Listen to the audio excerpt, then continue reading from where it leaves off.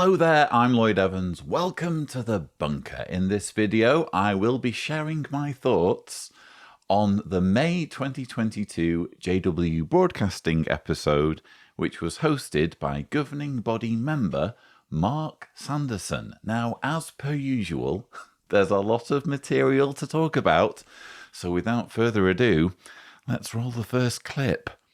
The theme of this year's regional convention is Pursue Peace.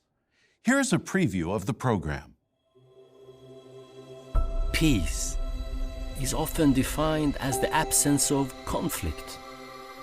But peace involves much more. The truth is, we each face trials that can rob us of peace. Illness, economic problems, our own weaknesses, damaged relationships. What threatens your peace? At the 2022 Pursue Peace Convention of Jehovah's Witnesses, you will discover how you can find real, lasting peace in your life right now.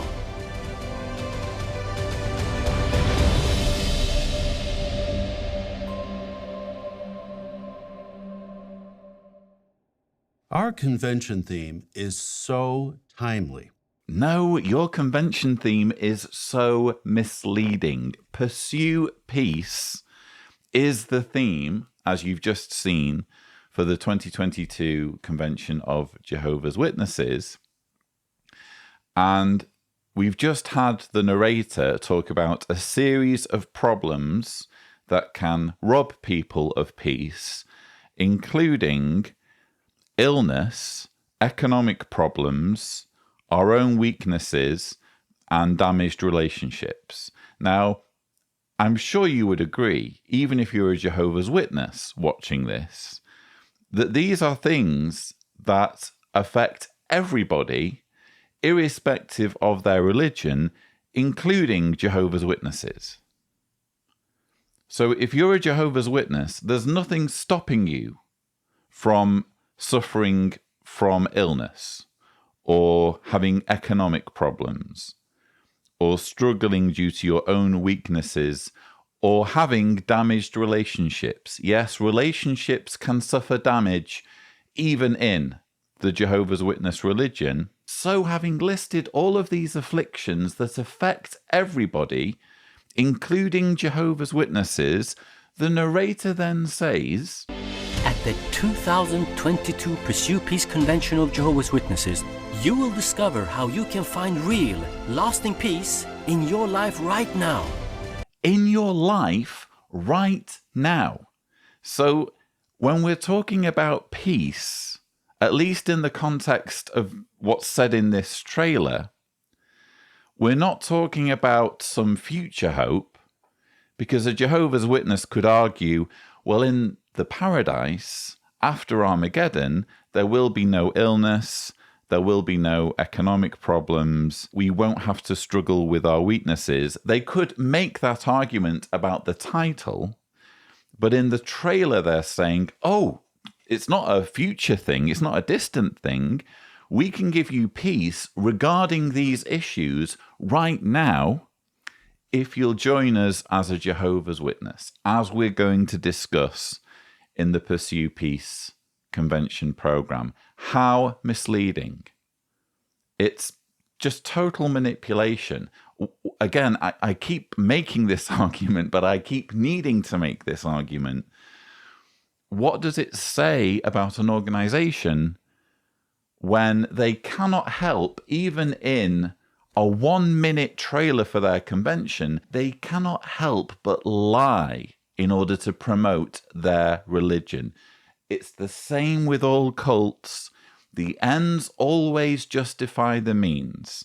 If you want people to join, and you're desperate enough for people to join your movement, you will tell them anything. You will make them promises that you have no possible means of delivering on.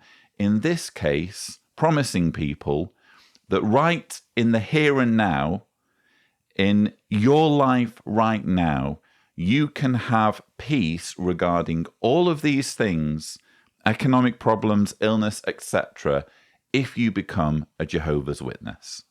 Now we'd like to give you a glimpse of the convention's feature Bible drama, Jehovah Guides Us in the Way of Peace. There is a God in the heavens who is a revealer of secrets, and he has made known to King Nebuchadnezzar what is to happen in the final part of the days.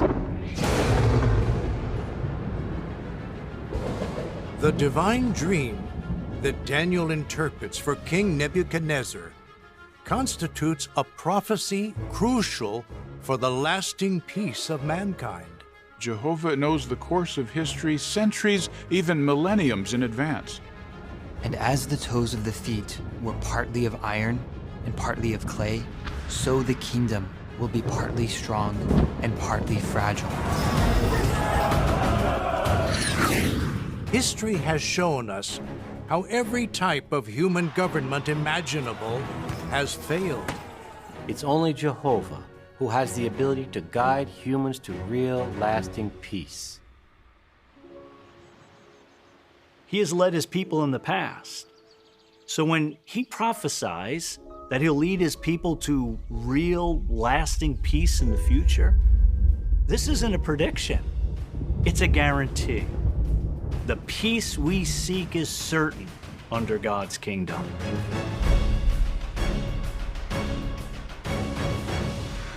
I must admit, viewers, I'm a bit confused.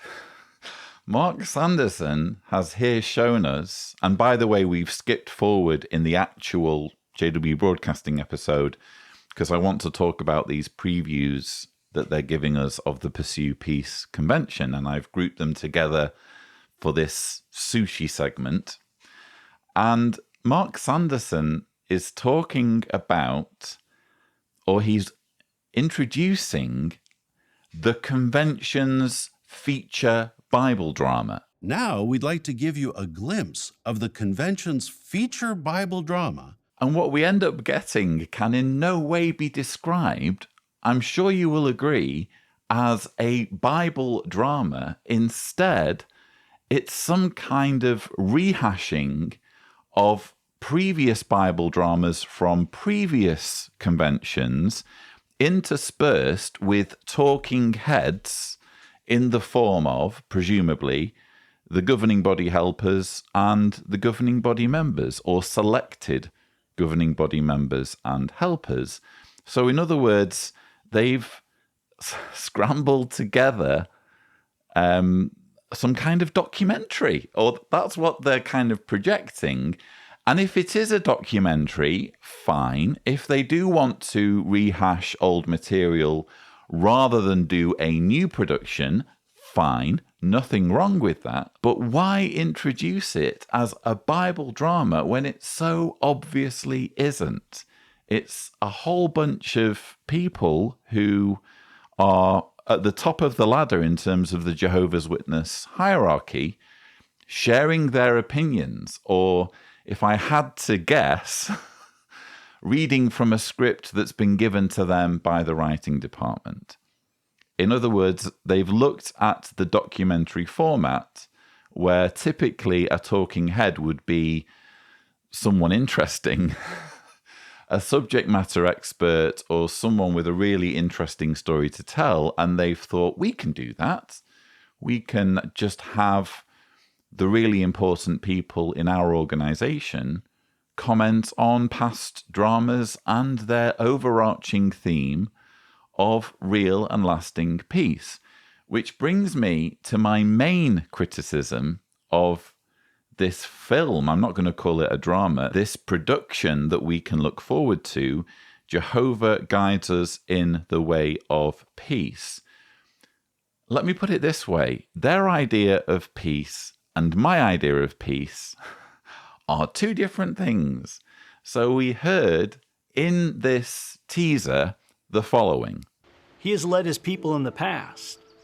So when he prophesies that he'll lead his people to real, lasting peace in the future, this isn't a prediction. It's a guarantee. By the way, that was Robert Lucioni, governing body helper, talking about the guarantee of real lasting peace.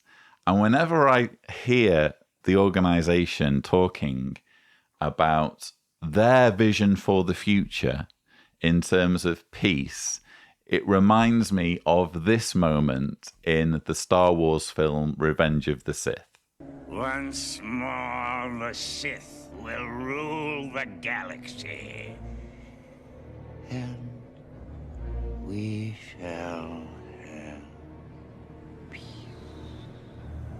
Hopefully you get my point. What exactly does peace mean in the context of a vision of mass slaughter?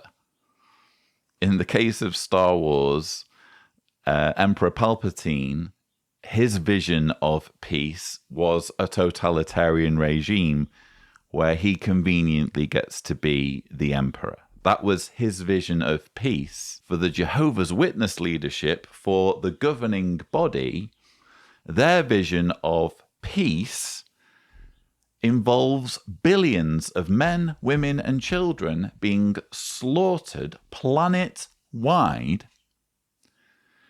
at their hand, because they believe that they will be involved in this slaughter. They believe they're going to be essentially raptured to heaven shortly before Armageddon so that they can participate in killing all non-Jehovah's Witnesses. In other words, in killing everybody who does not recognize their authority. They're going to be riding around on heavenly horses, I guess, killing people in this way, bringing about this unthinkable slaughter, billions of bodies, and that's supposed to bring us peace. We get peace by having the exact opposite of peace. I'm sorry, how is that peace? But when you're a Jehovah's Witness, you don't think about it in those terms, because it's very easy to think of it as peace when you stand to profit, when you stand to be on the winning side. And we've seen this throughout history. You know, we've seen this in the fascism of the 1930s and 1940s. Regimes that promote peace, and as long as you obey them, as long as you toe the line and support the government, you too will have peace. It's just everybody who doesn't support the government, or anyone that the government doesn't like, in the case of Adolf Hitler and the Nazi regime, Jewish people, homosexuals, all manner of other ethnicities and types of people, they were the losers. But as long as you're the winner, as long as you're the one that's doing the peacemaking, or as long as you're among the ones who go along with it, who facilitate it, who applaud it, who stand back and do nothing, hey, you get to benefit from this peace that we've engineered for ourselves. Hopefully you can understand why I recoil when I hear this word peace used in the context of a global slaughter that will conveniently bring about a new world order where the likes of Stephen Lett, Tony Morris, David Splane, etc. get to rule over the planet from heaven. The world is full of conflict and anguish. People long for peace, and they long for unity, which is the focus of this month's broadcast. Our theme is Stand Together as One United People. Let me begin with a question. Where do you keep your wallet? If you're out in public, you brothers likely keep it in your pocket, maybe a front pocket, so that it doesn't get lost or stolen. You sisters might carry your wallet in a purse or handbag, which you keep close by your side. You guard your wallet because you know that if you get careless, a thief might steal it, and you might never see your wallet or its contents again. It is similar with the precious unity we enjoy as Jehovah's people. We need to guard it and protect it, or else someone might steal it. Make no mistake, the devil is looking for an opportunity to steal our unity from us. Is he now? So we've just been watching the beginning of Mark Sanderson's talk. As you heard, the title is Stand Together as One United People. You can understand why Mark Sanderson, as a governing body member, one of 8 people on the planet who consider themselves collectively to be God's channel of communication with mankind, the faithful and discreet slave, the ones who get to interpret the Bible for us and decide what God wants for us. You can understand why it would be in his interests for the organization he helps to lead to be, quote unquote, united. It's precious to him. So he's starting his talk with this lengthy illustration about a wallet that's delivered in this typical, or it's come to be typical, in this infantilizing way where it takes him forever to explain a very simple, rudimentary illustration. He could have just said, unity is so important we should guard it like we guard our wallets. Job done.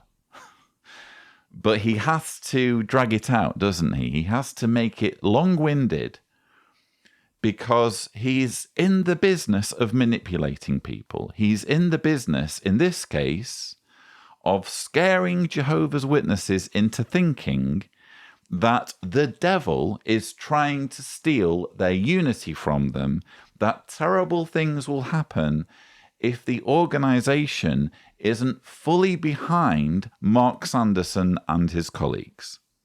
Think about how unique our unity is. Unlike other religious organizations, we're not divided into sub-denominations. We don't have Northern Jehovah's Witnesses, Orthodox Jehovah's Witnesses, or Reformed Jehovah's Witnesses. As the Apostle Paul expressed it, we are united in the same mind and in the same line of thought. We are also united internationally. We don't fight against one another in the wars that divide nations. And we are united racially. Many times, witnesses have risked their lives to protect their fellow Christians of another race who were being threatened or persecuted because of their racial or ethnic background. We are also united in our purpose. For example, no matter where we live, we all preach the same good news, and we all receive the same weekly spiritual instruction. Can you find this unity out in the world? Look around. People are divided. Nations attack each other, and within nations, political parties fight one another. Corporations compete with and destroy each other, and citizens commit racially or ethnically motivated hate crimes against each other. What a contrast that is with Jehovah's worshipers. We stand together as one united people. Well, when you're threatening people with shunning, what else do you expect? I mean, the reason why there is such divergence in some other religions, not all other religions, as I'll come to, the reason why you can have sub-denominations in other religions is because, quite frankly, they're less culty and they don't visit punishment on those who think differently to the leadership to the extent of making it so that the believing family shuns that individual. You know, this unity isn't, you can't say it's voluntary. You can't, for example, as I've said many times before, you can't look at the 8.5 million Jehovah's Witnesses and say definitively they're all believers. They all fully believe and they all fully support Mark Sanderson and the rest of the governing body.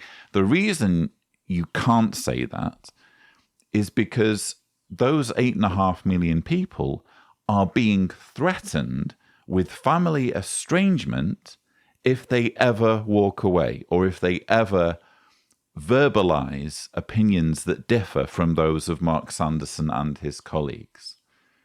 So this unity that he's bragging about, the reason why it's so unique, and I don't really think it is unique, but the reason why it's so pronounced in the Jehovah's Witness religion is because a gun is effectively being held to every individual Jehovah's Witness in the form of a threat regarding everything they care about, regarding those closest to them. Hopefully I'm stating the obvious here. Hopefully, even if you are watching this as one of Jehovah's Witnesses, you can understand that you don't really get to brag about unity when there is a penalty attached to disunity. And what's interesting about these opening remarks by Mark Sanderson is they show the deception that's involved in bringing people into this quote-unquote unity. There's so much manipulation here, and I'll be honest, I can remember when Mark Sanderson was first announced as a governing body member, I think it was around 2012, 2013, and I'm the sort of person that likes to give people a chance. You know, oh, maybe this new governing body member will be one of the good guys. Maybe he will help to start making the organization less culty. I'm sorry, the more I hear this man talk, the more I'm convinced that if anything, he's kind of the evil mastermind behind it all. Listen to what he says here. Think about how unique our unity is. Unlike other religious organizations, we're not divided into sub-denominations. Can you find this unity out in the world? Look around. People are divided. What he was doing there in both of those clips was very clever. He makes a statement or he asks a question, and before people have time to think about a reasoned answer to that statement or question, he gives them the answer. So he says, think about how unique our unity is. Unlike other religious organizations, we're not divided into sub-denominations. Well, that is incredibly misleading, because where's his evidence that there are no other religions on the planet that are divided into sub-denominations? You notice he doesn't say, unlike all other religious organizations, we're not divided. He just says, because he's, quite frankly, a slimeball, and he doesn't care about how misleading he's being and how manipulative he's being. He just says, unlike other religious organizations. But the whole premise here is that Jehovah's Witnesses are unique. In order to be unique in the context of sub-denominations, Jehovah's Witnesses would need to be the only religion that isn't divided into sub-denominations. But he doesn't give you time to think this through as he's saying it. He just gives you the answer. It's so manipulative, and he does the same thing with, can you find this unity out in the world? Look around, people are divided. Well, he's talking in the context of an organization that has unity in order for, again, his argument to make sense, he would have to prove that there are no other organizations on the planet where there is unity. He can't do that because self-evidently there are bound to be tons of organizations, whether they're religious, whether they're political, whether they're corporate. There are going to be tons of organizations where everyone's on the same page and where there is unity for whatever reason. Whatever the motives are for there being unity, there is nonetheless unity in the organization. But rather than giving people time to think this through, he again does that same trick. Boom, I'm going to give you the answer to this question I've posed. Can you find this unity out in the world? I'm Mark Sanderson, and I'm telling you nowhere else. We're unique. We're the only ones. And rather than saying, again, all people are divided, everyone's divided, he just says, people are divided. In other words, some people are divided. Well, obviously, there's going to be some people disagreeing with other people. There's going to be, dare I say, organizations who claim that all who don't follow their ideas deserve to perish in an impending apocalypse, which is what Jehovah's Witnesses say. If that's not a divisive teaching, I don't know what is. But the point is, what does it say about the Jehovah's Witness ideology, and Mark Sanderson in particular, that they can't put their ideas forward, they can't create material for their followers without that material being demonstrably misleading? Guarding the unity of God's people is a responsibility that Jehovah has given each one of us. We must do our part to ensure that we stand together as one united people. What will happen if we don't? Divisions will occur among us, divisions that resemble what we see in the world. It happened in the first century congregation in Corinth. To them, Paul wrote in 1 Corinthians chapter 1 and verse 11, "There are dissensions among you." What kind of dissensions? Some said, "I belong to Peter." Others said, "I belong to Paul." And still others said, "I belong to Apollos." Paul felt compelled to ask at 1 Corinthians chapter 1 and verse 13, "Is the Christ divided?" What a reproach on Jehovah's name and on true worship. By failing to guard their unity, those early disciples were making Christianity look like just another religion. Could something like that happen in a congregation today? It could happen if individuals cared more about their own personal preferences, conveniences, and opinions than they do about the unity of Jehovah's people. Isn't this interesting? It's all coming out in the wash now. So we're watching Mark Sanderson in the May 2022 JW Broadcasting episode give the talk "Stand Together as One United People." It's clear, at least to me, that this man is terrified at the prospect of there being any division or any murmuring is another word they've used in the past. Any criticism or any dissension against the authority of him, frankly, and his colleagues.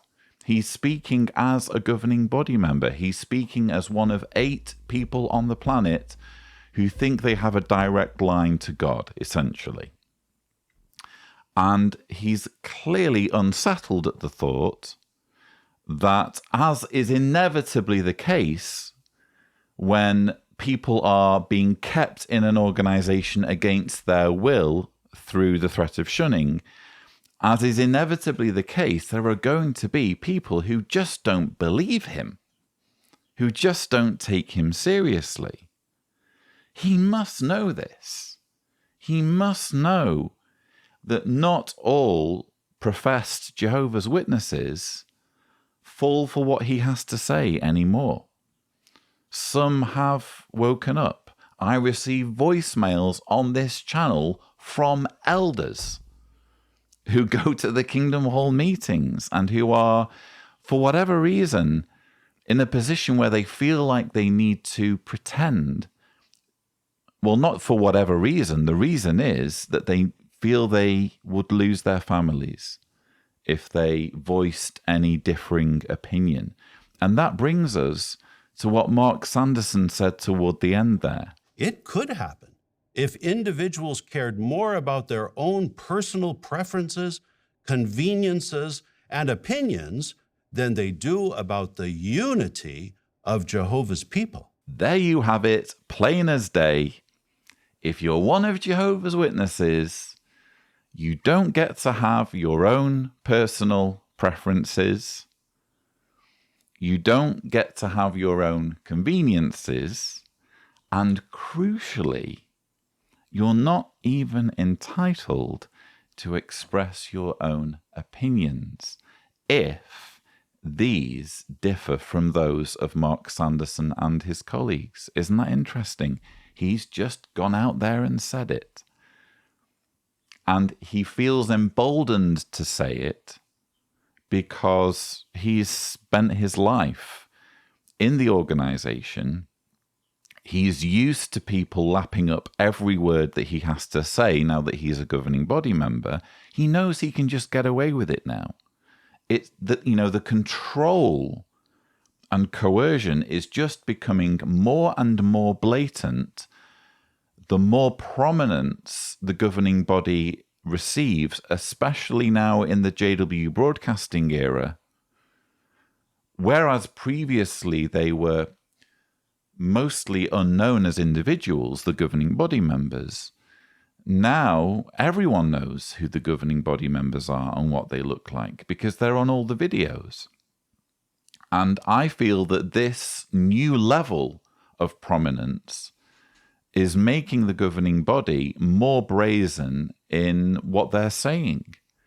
And what he's saying here is unmistakably authoritarian and totalitarian. As I've said many times, we're talking thought crime when we're telling people you don't get to have your own opinion. In this case, granted, he's not saying that you don't get to have a different opinion. He's saying you don't get to voice another opinion. But isn't it convenient that the governing body gets to have an opinion? The governing body gets to change things and switch things around and introduce new light. But when someone gets baptized, they don't get to change their minds. They have to stick with it for life, even if the religion that they joined ends up being completely different decades after their baptism. Selfishness is not the fruitage of Jehovah's Spirit. Rather, it reflects the spirit of the world. The world is aggressively promoting the view that you should put yourself first. But we have learned Jehovah's view. 1 Corinthians chapter 10, verse 24 tells us to keep seeking not our own advantage, but that of the other person. In chapter 13, verse 5, Paul wrote that love does not look for its own interests. And he states at Romans chapter 15 and verse 3 that the Christ did not please himself. Therefore, we cannot afford to care more about our privileges, our pride, or our opinions than we do about Christian unity. If we put our own wants first, then just like a man who leaves his wallet out in public for a thief to steal, we place the congregation's unity in plain view for Satan to snatch. And there is no doubt that the devil will seize the opportunity and the congregation will suffer. There we go again with the fear-mongering. The devil's out to get you. There's a bogeyman under the bed. And he's going to do terrible, terrible things if you don't follow me, if you don't accept my authority. That's essentially the message here. And I find it incredibly hypocritical for Mark Sanderson to be talking about not putting your own prominence first, but caring about others, putting the needs of others first, when he is part of a religious leadership that is, as we speak, putting children in harm's way, neglecting the most vulnerable in his organization by perpetuating policies whereby sexual abuse isn't reported to the authorities.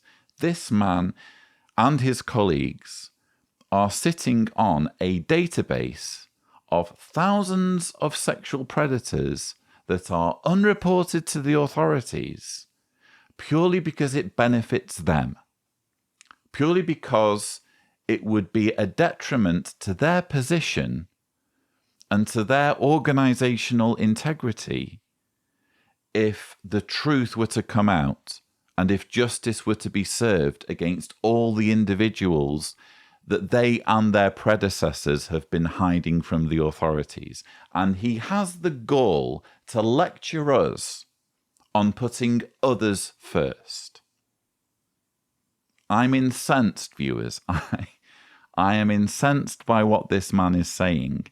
And isn't it telling that in the space of about a minute, he's said twice now, that Jehovah's Witnesses don't get to voice their own opinions if these differ from his. It could happen if individuals cared more about their own personal preferences, conveniences, and opinions than they do about the unity of Jehovah's people. Therefore, we cannot afford to care more about our privileges, our pride, or our opinions than we do about Christian unity. He is clearly bothered about people voicing opinions different to his, isn't he?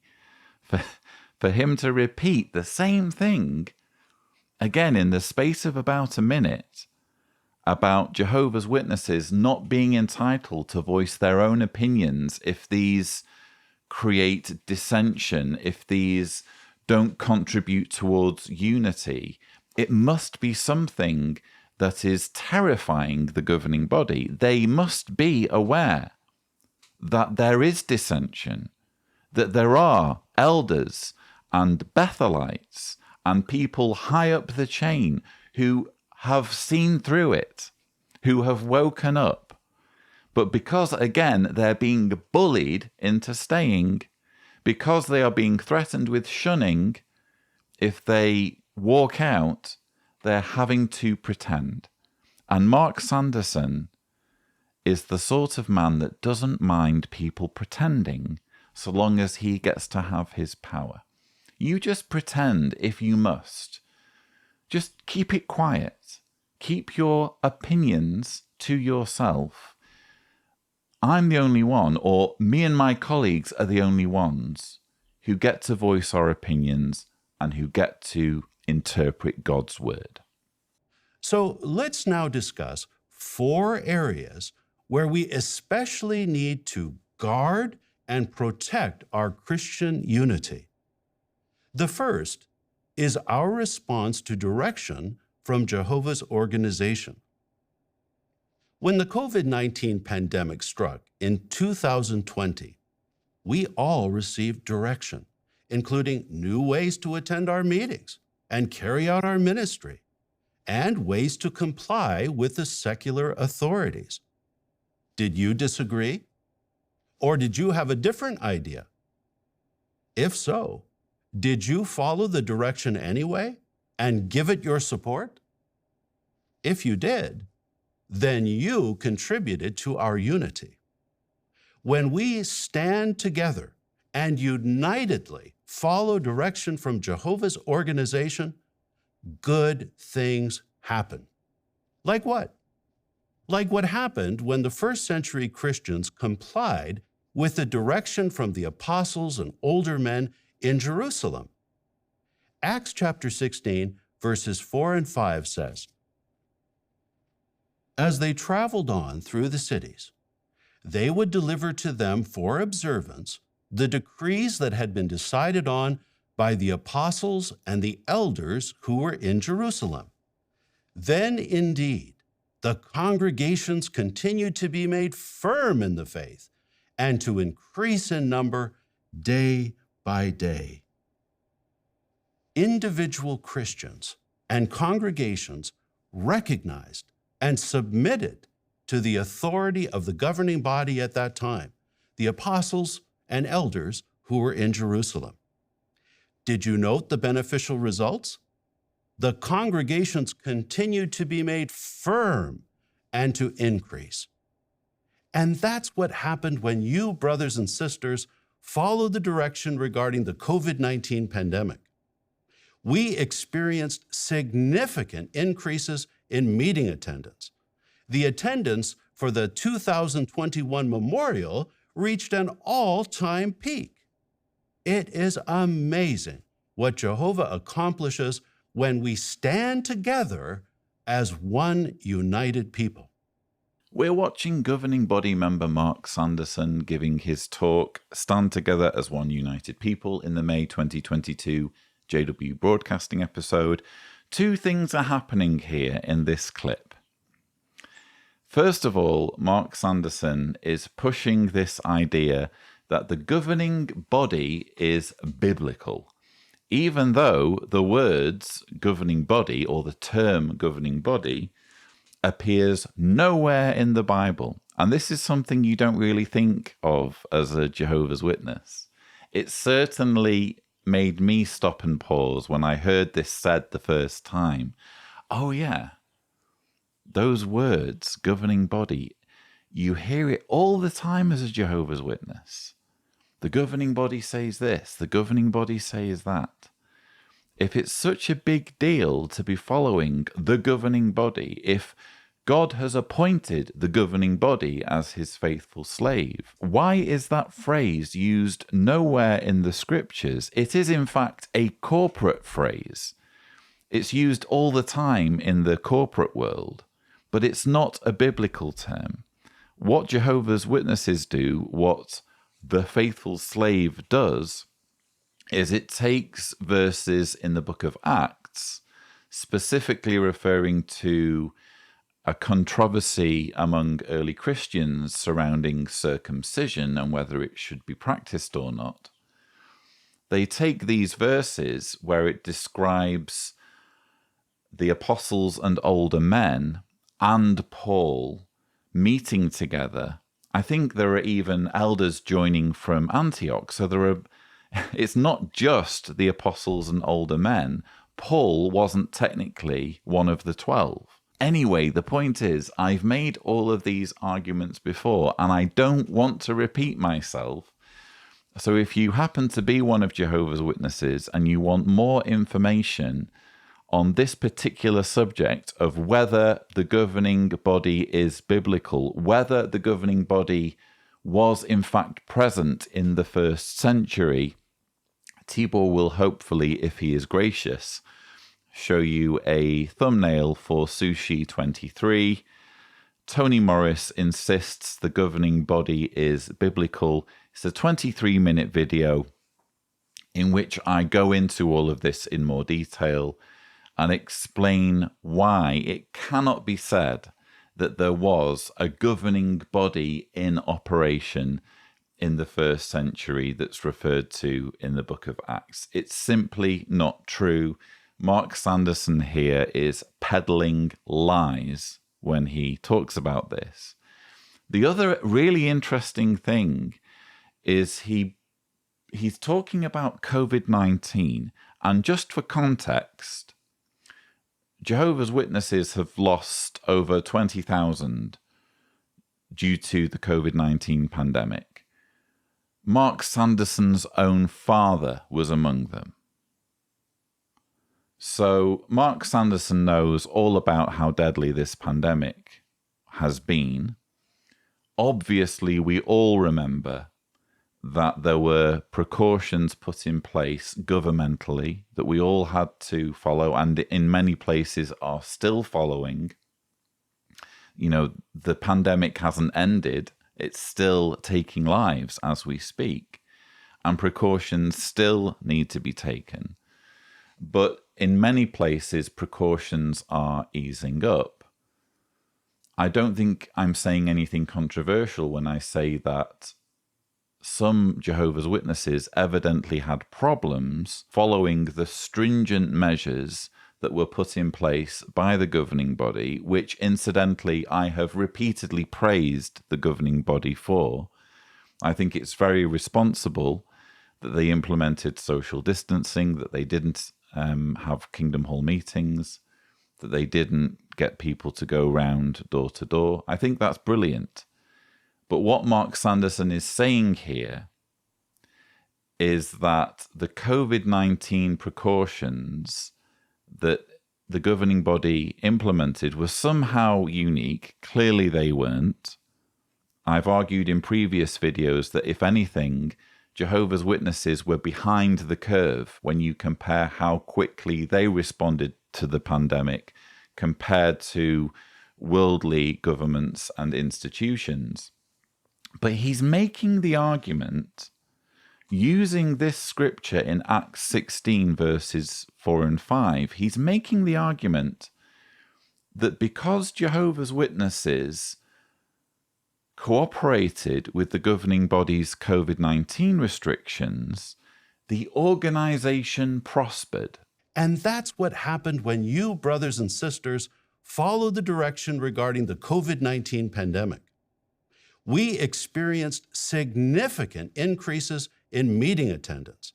The attendance for the 2021 memorial reached an all-time peak. Surely the whole point of following these guidelines, of taking precautions in the face of a deadly pandemic, is not so the organization can prosper, is not so that there can be an all-time peak memorial attendance, but so that lives can be saved. I don't understand how he can be so tone deaf here. He knows himself how deadly this pandemic is. He knows himself that Jehovah's Witnesses have died.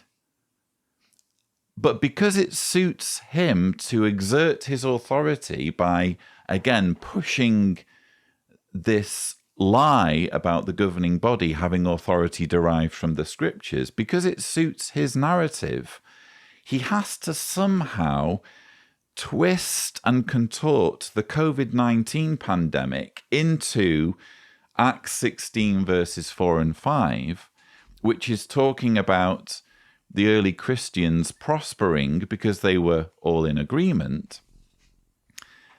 Of what relevance is an increased memorial attendance? And quite frankly, how can Mark Sanderson boast about increase? Increase means that the religion has increased. In 2020, the religion shrank by 0.6%. In 2021, it grew by 0.7%.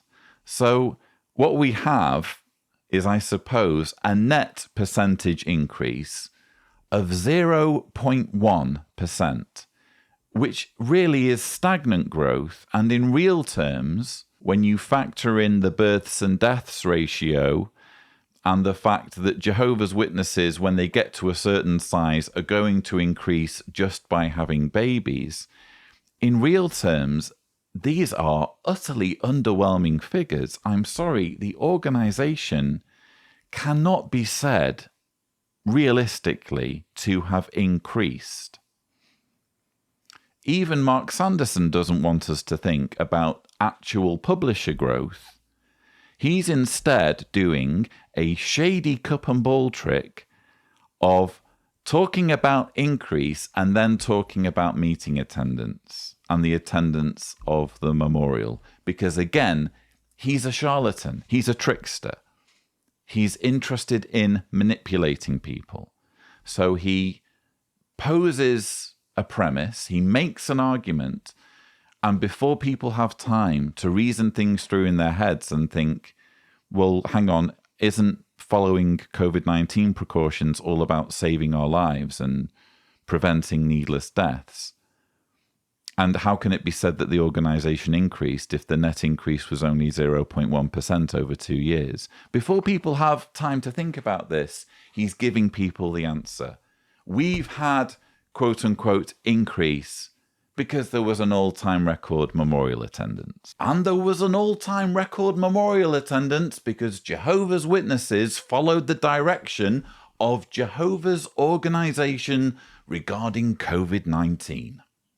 A second area in which we need to protect our unity is culture. Jehovah's organization is diverse. We love to be introduced to different kinds of food, different styles of dress, and interesting customs. How wonderful! But what if we started feeling that my race, my tribe, my ethnicity, my culture is superior? Can you see how that kind of thinking would divide us? To preserve our unity, we need to focus not on how we are different from one another, but how we are the same.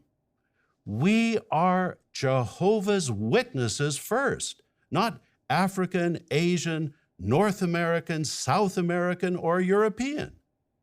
Our people are our spiritual family, our spiritual brothers and sisters. Our culture is genuine Christianity. When we are willing to adopt Jehovah's thinking that we learn from His Word, even setting aside our own personal customs or culture if necessary, we stand together as one united people. This is yet another shady cup and ball trick by Mark Sanderson in the May 2022 JW Broadcasting episode.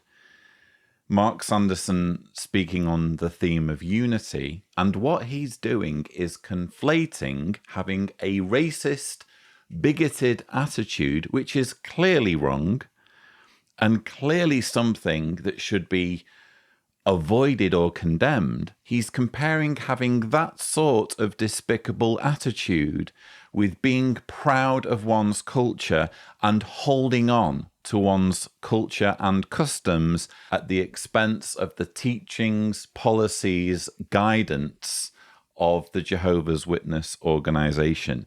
Here is Mark Sanderson describing a racist, bigoted attitude. What if we started feeling that my race, my tribe, my ethnicity, my culture is superior? Can you see how that kind of thinking would divide us? It wouldn't just divide us. It wouldn't just divide Jehovah's Witnesses. That sort of thinking is divisive for everyone, regardless of your religious or national background.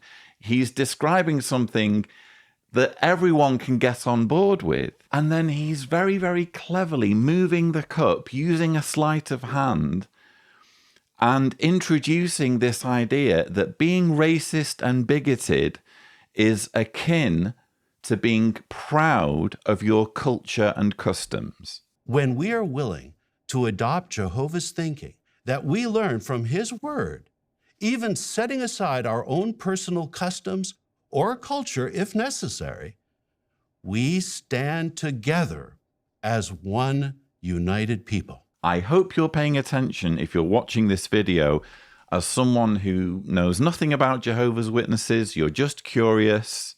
You want to see what all the fuss is about. Perhaps you have Jehovah's Witnesses studying with you, or you know someone who's a Jehovah's Witness. This, again, is telling you everything you need to know. You've just been told in this video that becoming a Jehovah's Witness means setting aside your personal customs or culture if necessary. You have to change who you are as a person you have to be willing to jettison your culture or customs if that's what this religion requires of you. Keep that in mind and watch the following clip. I have friends from different cultures, different races, and I don't see them as color, but I see my brother or my sister. I've got the most amazing friendships with ones from different backgrounds and cultures, something I would always, always cherish. That was a segment from as recently as 2020. When it suits the organisation to promote themselves as multicultural, they'll do it. They'll put out a segment saying, oh, we embrace people from all different cultures and backgrounds. There's no railroading over people's cultural identity in our organisation. We embrace everybody. That was from 2020. Now watch another clip. So, you guys meet a lot of different people when you do this work? Yes, as Jehovah's Witnesses, we like to meet people from different backgrounds and cultures. Yeah, we like to meet people from other countries, don't we, Mary? Yeah, we do. But we already have our own religion and traditions. They're part of who we are. Didn't becoming a witness mean you had to give that all up? Not at all. We'll still enjoy our traditional food, music, and clothes. There's so many other things. Amazing, isn't it? The hypocrisy. That was from 2017, the infamous Remember the Wife of Lot drama. They kind of did it in almost the style of a sitcom, but it was a really grisly production in which the mother in the story ends up almost becoming like Lot's wife, and you even see a depiction of her turning into a pillar of salt. Anyway, this is the sort of strategy you're supposed to employ as a Jehovah's Witness when you're confronted with the question, what about our customs and traditions? They're part of who we are. Don't we have to give them up in order to become one of Jehovah's Witnesses? Answer, not at all. That's the answer that's given in this drama. Shouldn't there be an asterisk? Shouldn't there be honesty when you're answering that sort of question?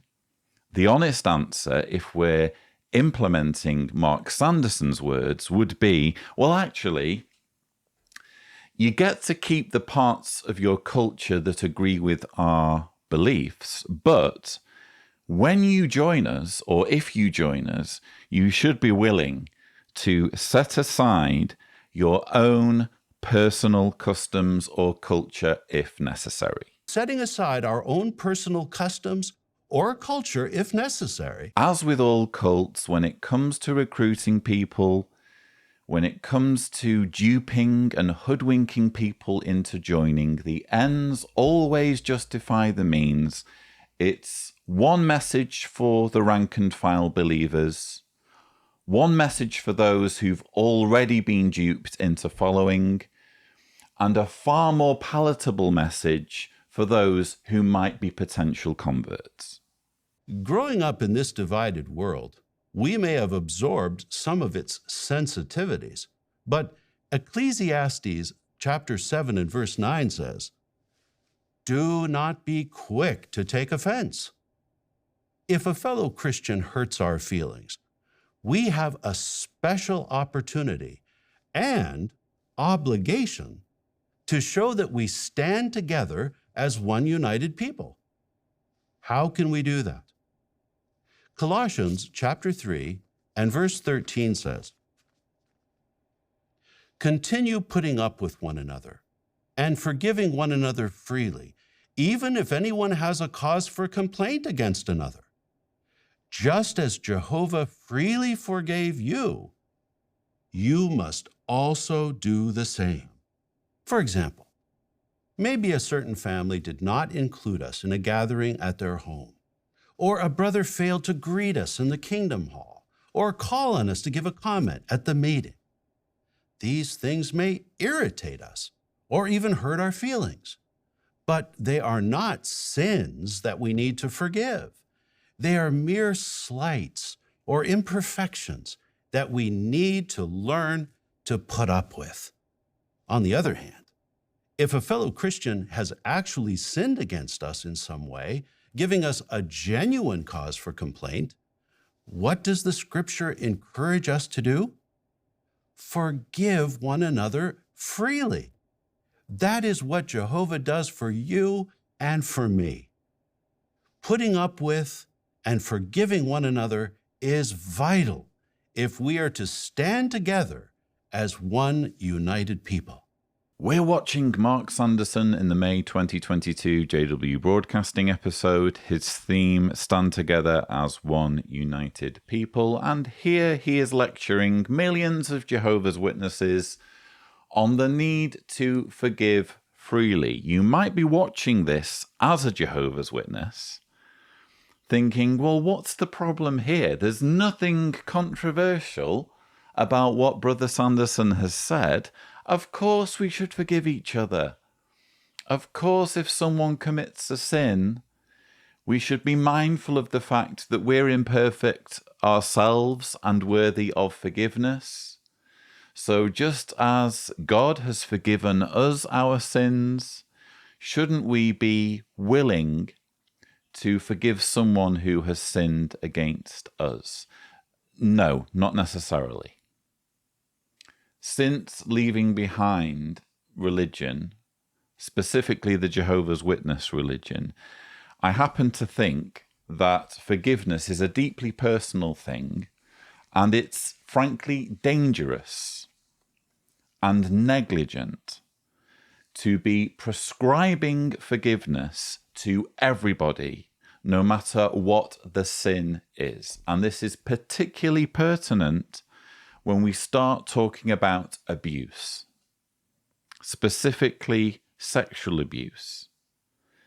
And any amount of digging will uncover the fact that the Jehovah's Witness organization is conspicuous in the extent to which it is covering up child sexual abuse and allowing child sexual abuse to proliferate by keeping details of predators from the authorities. And to make matters worse, to add insult to injury, imagine you're watching these remarks by Mark Sanderson as a survivor of abuse who is in the Jehovah's Witness religion. Perhaps your abuser is in your congregation. Perhaps you need to see your abuser twice a week when you go to the Kingdom Hall. Maybe he sat the row in front of you or the row behind you, just a few meters away, twice a week. You're having to share a room, share oxygen with the monster who abused you. And here Mark Sanderson is saying, just forgive them.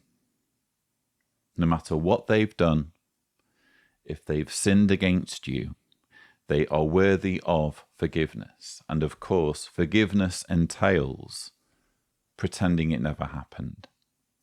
So yes, I do have a problem with this. This is grotesque ideology, completely lacking in nuance and sensitivity. Of course, on a personal level, we get to decide for ourselves whether we can forgive someone who's done something terrible to us. But you should never prescribe it for everyone. And that's exactly what Mark Sanderson is doing here. Without question, the COVID pandemic was a time of distress for everyone. Sadly, some of our brothers and sisters lost family members to the virus. How could love be shown to these dear ones in the midst of the pandemic? We'll see how this was accomplished in our next video. My husband contracted COVID-19. He was brought to the ICU, and 2 days later, he passed away. We weren't able to say goodbye. We weren't able to see each other. We weren't able to have our last conversation. My husband and I got sick in the month of March 2020, and then my husband fell asleep in death. Isolation can make you depressed. I would say that was the worst time of my life. My husband contracted COVID and he was breathing heavily. So I called 911. The ambulance took him, and on the way to the hospital, his heart stopped.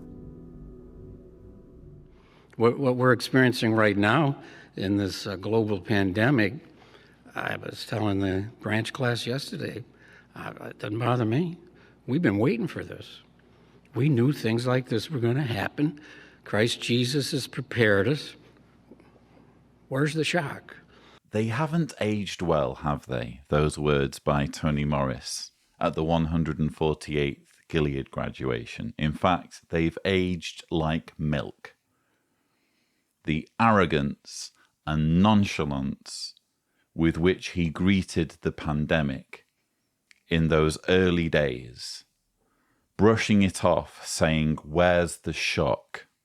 Well, I think we've just seen the shock, or at least a glimpse of the shock, in the stories being recounted from those who lost loved ones, lost partners, spouses, due to this deadly pandemic. In fact, the last figures that we got in Governing Body Update number 1, 2022, 26,813 Jehovah's Witness fatalities due to COVID-19 as of January 21st. So that figure is almost certainly higher since then. Nearly 27,000 Jehovah's Witnesses have lost their lives due to COVID. Tony Morris, in all his wisdom, said, "Where's the shock?" I think we've seen the shock. And I hope the penny is dropping if you're watching this as one of Jehovah's Witnesses. This is what a faithful and discreet slave member is supposed to be saying. This is the sort of man that God would handpick to be one of 8 individuals constituting his channel of communication to mankind. This is the way the pandemic was greeted by Tony Morris, with that sort of arrogance. And you might be tempted to think, just go easy on him, Lloyd.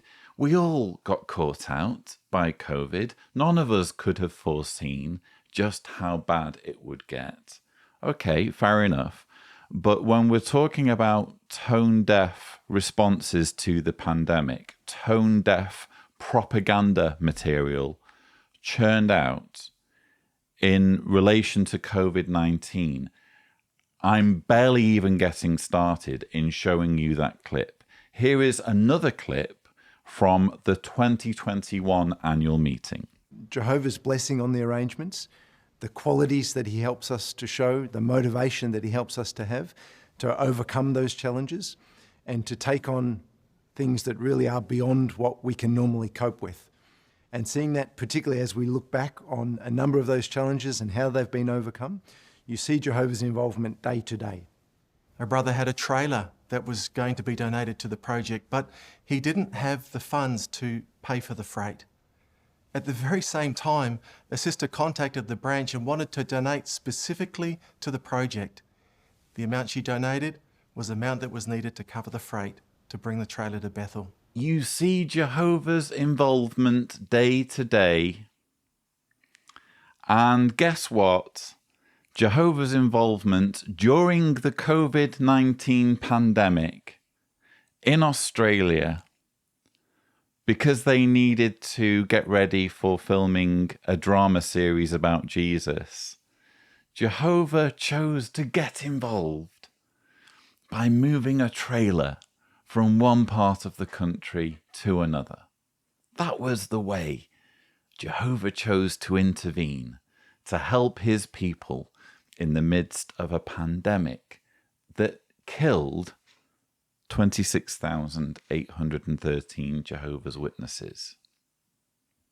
Tone deaf, again, completely insensitive How are you supposed to respond to that source of material if you are grieving the loss of family members? How is that supposed to comfort you? Okay, Jehovah sat back and let my husband's heart stop in the ambulance on the way to the hospital. He couldn't work his magic to keep that heart going long enough for my husband to receive treatment, or he couldn't in some other way just move a few molecules around or do whatever it took inside my husband's anatomy just to keep him alive. But he could move around some funds. He could make a few transactions happen. And he could get a trailer moved from one part of Australia to another. How are you supposed to process that? I think, fortunately, lots of Jehovah's Witnesses won't think to that extent. I mean, how can you? You're going to want to believe it's true, and you're not going to want to go there in terms of logic. You're just going to let that sort of grotesque material, I think, fly over your head. But for those of us who aren't willing to overlook such shameful rhetoric, such manipulation, I think it's worth pondering on. I think it says an awful lot about this organization for them to simultaneously grieve the loss of their members or talk about the impact of the COVID-19 pandemic in terms of Jehovah's Witness deaths, while at the same time saying that Jehovah's Witnesses shouldn't be shocked by it, and suggesting that Jehovah intervened during the pandemic, but not to save lives, purely to help the organization with its logistics. The day after my husband died, I was so surprised. When I opened the door, our friends started singing for us.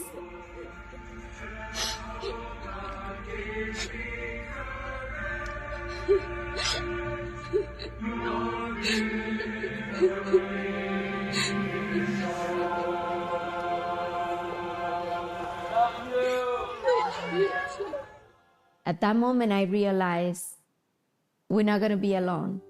We have our spiritual family. There's no pandemic, there's no bad situation that will prevent Jehovah to reach anyone when they're going through trials. Our hearts go out to all who have lost loved ones during the pandemic. We are not shielded from time and unexpected events, but Jehovah always helps us to endure hardship, often through the love shown by our brothers and sisters. Jehovah always helps us to endure hardship, often through the love shown by our brothers and sisters. Okay, well, what do we mean by endure? Jehovah always helps us endure. Are you really enduring a hardship if you're dying as a result of it? That would be my question.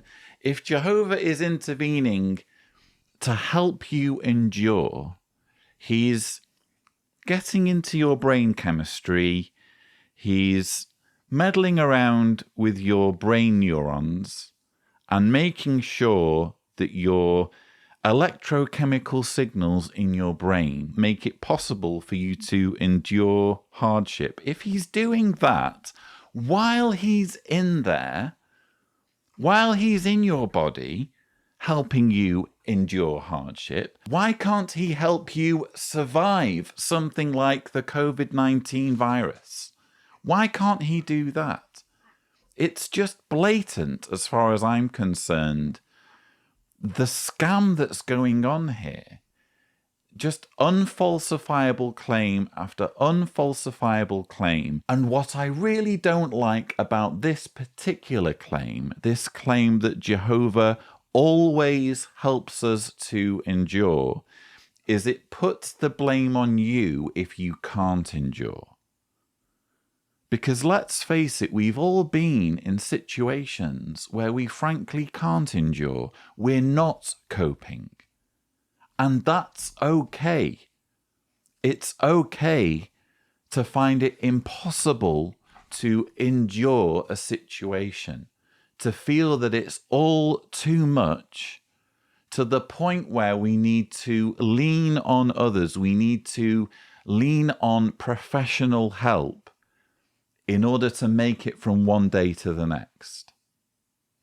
It's okay, but when you hear a religious leader saying that Jehovah always helps us to endure, what that does is it says, well, if I'm struggling to endure, or if I'm not enduring, if I can't cope, the problem must be with me. So I really have a problem with this sort of ideology, but also how cringeworthy that this, I'm assuming, Italian lady who lost her husband had this JW flash mob turn up at her home the day after her husband died. She doesn't seem to have a problem with it. And by the way, she has my fullest sympathy. It must have been a terrible ordeal to go through, to be at your husband's side as his life is departing him, to go through that ordeal.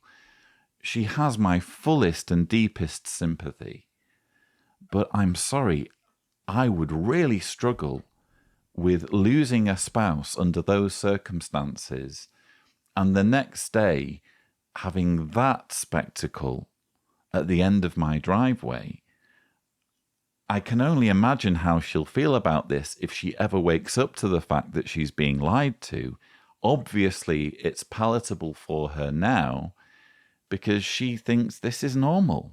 She thinks it's normal to have propaganda music, doomsday propaganda music, if you remember the nature of the video that accompanies that particular song, to have that blasted to you from the end of your driveway the day after losing your husband. Great, she found it comforting, she found it consoling. But would she feel the same way if she was starting to wake up, or if she did fully wake up from her indoctrination? And more to the point, is it really wise to normalize that sort of behavior?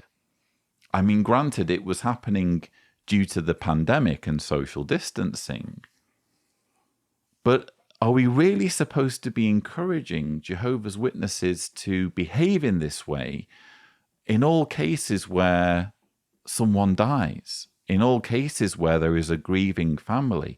I would suggest that's an unwise course of action. What families most need when there is a loss, when there is bereavement, in my personal experience, is some time and space to process the trauma that they're experiencing, perhaps one or two trusted friends or family members there for support, not a flash mob at the end of their driveway. I would suggest that is not what families going through a bereavement need. But I think the problem when it comes to Jehovah's Witnesses is that the entire approach to dealing with a bereavement or dealing with memorializing a dead congregant is wrong. The whole emphasis in those situations is to promote the organization. And that's what they were doing at the end of the driveway. It wasn't really about remembering this poor woman's husband and remembering who he was and what he meant to her. It was about making sure she stayed in the organization. It was a love bombing exercise. And that's what funerals of Jehovah's Witnesses typically are, in my experience. I've said before, it's almost like the lost loved one is killed all over again, because if there's one occasion where you get to be talked about, or where you should get to be talked about and remembered for who you are as a person, it should be your funeral. But typically that's not what happens at a Jehovah's Witness funeral. Typically it's all about promoting the organization and remembering you as a faithful worshipper of Jehovah, assuming that to be the case. So what this video is doing is exposing the fact that when a Jehovah's Witness dies, it's not about being sensitive towards the family and giving them the time and space to grieve. It's about love bombing them and making sure they stick with the organization regardless of their loss.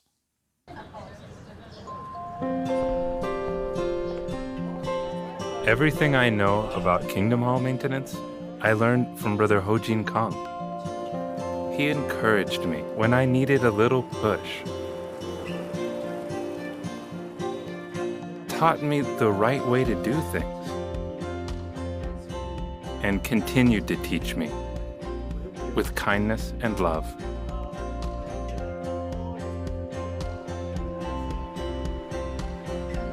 So when he asked to borrow a ladder, I was happy to lend him mine.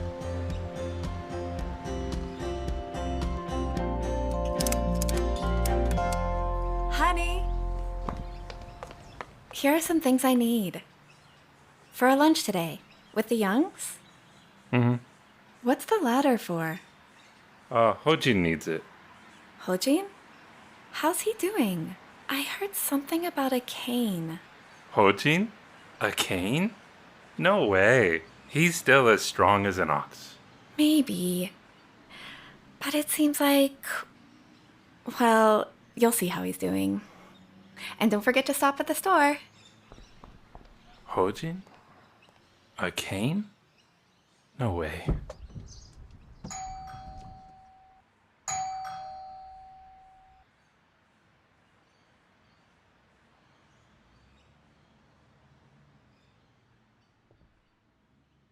I'm coming.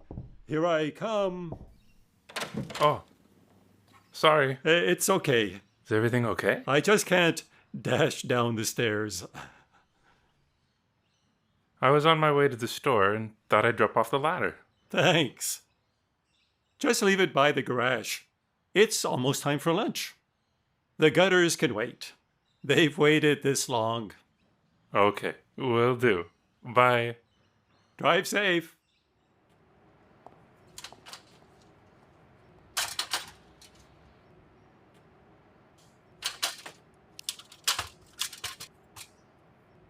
I hate to interrupt this gripping story, but I have to add some commentary, otherwise I'll get done for copyright. Apparently, what 8.5 million Jehovah's Witnesses need in their lives right now is a dramatization about Kingdom Hall maintenance. Well, it's not just about Kingdom Hall maintenance, as we're going to see. It's about the need to be sensitive to the needs of fellow believers. But the way they introduce this overarching message is to talk about the importance of Kingdom Hall maintenance.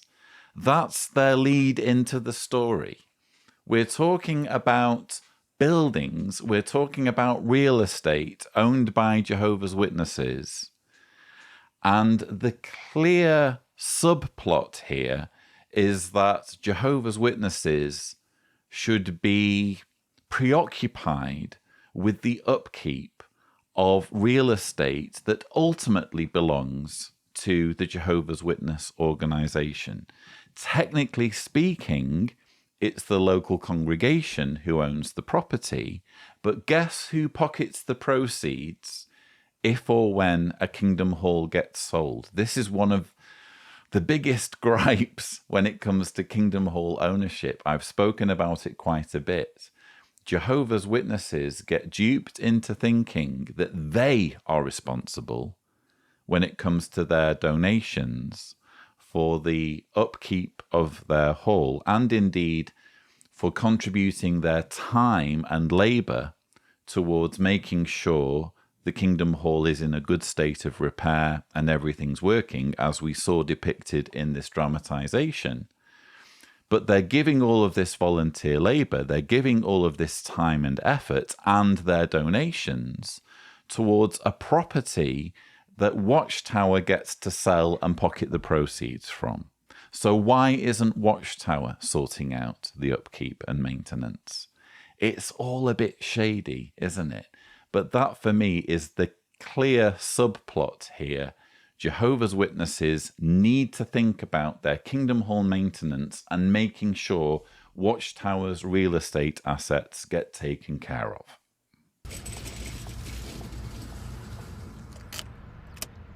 Gutters?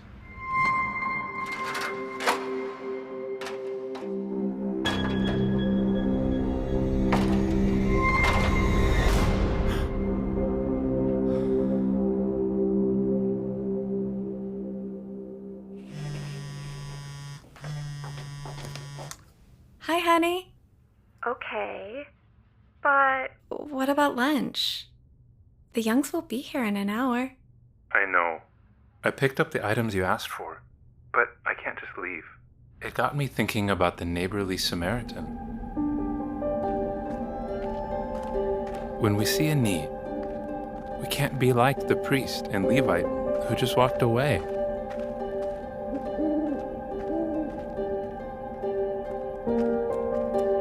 The Samaritan cared enough to stop, examine the need,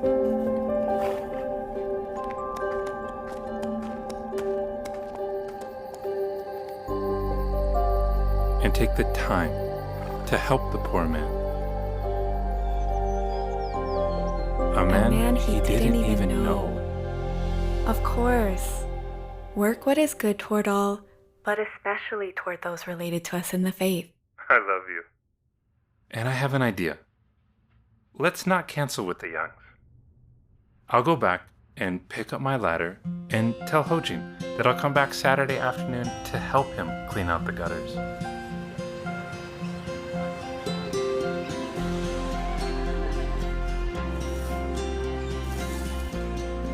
It's such a blessing to be able to care for the needs of our brothers and feel their loving care for us.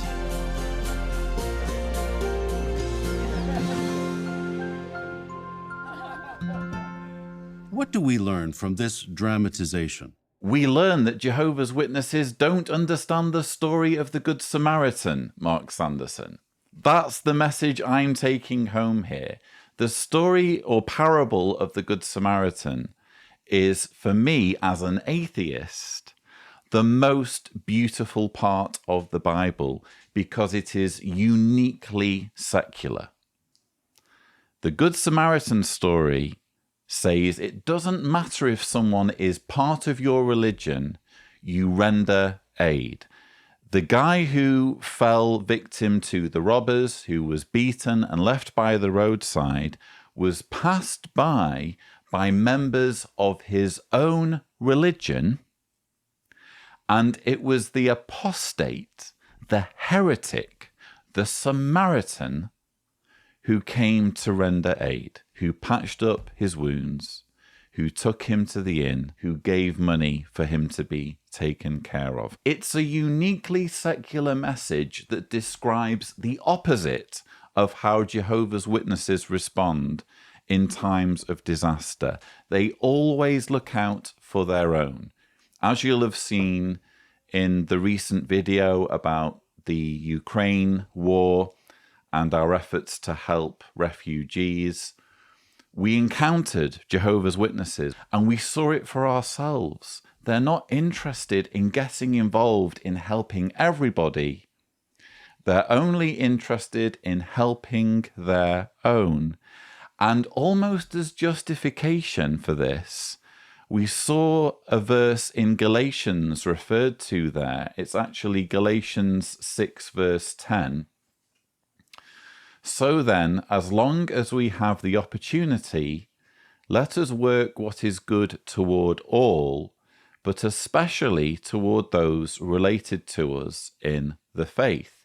And they zero in on the related to us in the faith part, but I would argue they ignore the work what is good toward all part. They feel that simply preaching, that simply trying to recruit people into the organization fulfills that first part of that verse. Oh, job done. We've explained to them that they'll die at Armageddon if they don't join our religion. Therefore, we've done a good thing for our neighbor. What about the verse, as I've repeatedly referred to, Matthew 5, verse 46, the Sermon on the Mount? I see your Paul in Galatians, and I raise you, Jesus, in the Sermon on the Mount. For if you love those loving you, what reward do you have? Are not also the tax collectors doing the same thing? And if you greet your brothers only, what extraordinary thing are you doing? Are not also the people of the nations doing the same thing? There is nothing extraordinary or unique or special about just looking after your own. And yes, it's a positive message overall in this rather wooden, weird, creepy dramatization that we've just watched. Overall, it's a positive message. Be alert. Be sensitive to the needs of those around you. If you notice that someone needs help, try to help them if you can. But apart from the Kingdom Hall maintenance priority subplot, I would argue that a further subplot in this dramatization is justification for the Jehovah's Witness way of responding to disaster. And I'm sorry, there's nothing unique about it. Jehovah's Witnesses shouldn't just be caring about the physical needs of their own followers. If they're truly looking at imitating the model described or set by Jesus as described in the Bible, they should be thinking about caring for the physical needs of all. Time went by so fast. We grew up spending time and discovering new things together. I was having so much fun with their company that even questionable acts seemed right to me. I learned how to smoke.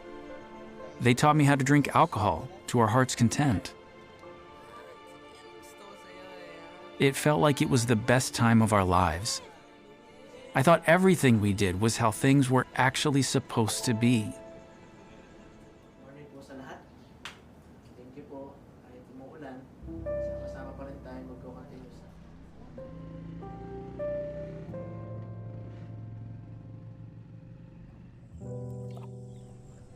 One day, in a deaf search in our area, the witnesses found me. I was hesitant at first, but they were very kind and friendly. They educated me. They even taught me how to sign my name. Eventually, I studied the Bible with them. I learned different truths from the Bible. Finally came to know Jehovah, the only true God. I learned the things Jehovah liked and disapproved of. Our Bible study moved me to re-examine the life I lived. I realized that what I did before wasn't pleasing to Jehovah. My love for Jehovah grew deeper, and I knew exactly what I wanted to do. I started to attend Christian meetings, and I met new friends in the congregation. The Bible changed my life. I gave my all to Jehovah and decided to dedicate myself to Him. It brought me nothing but real happiness.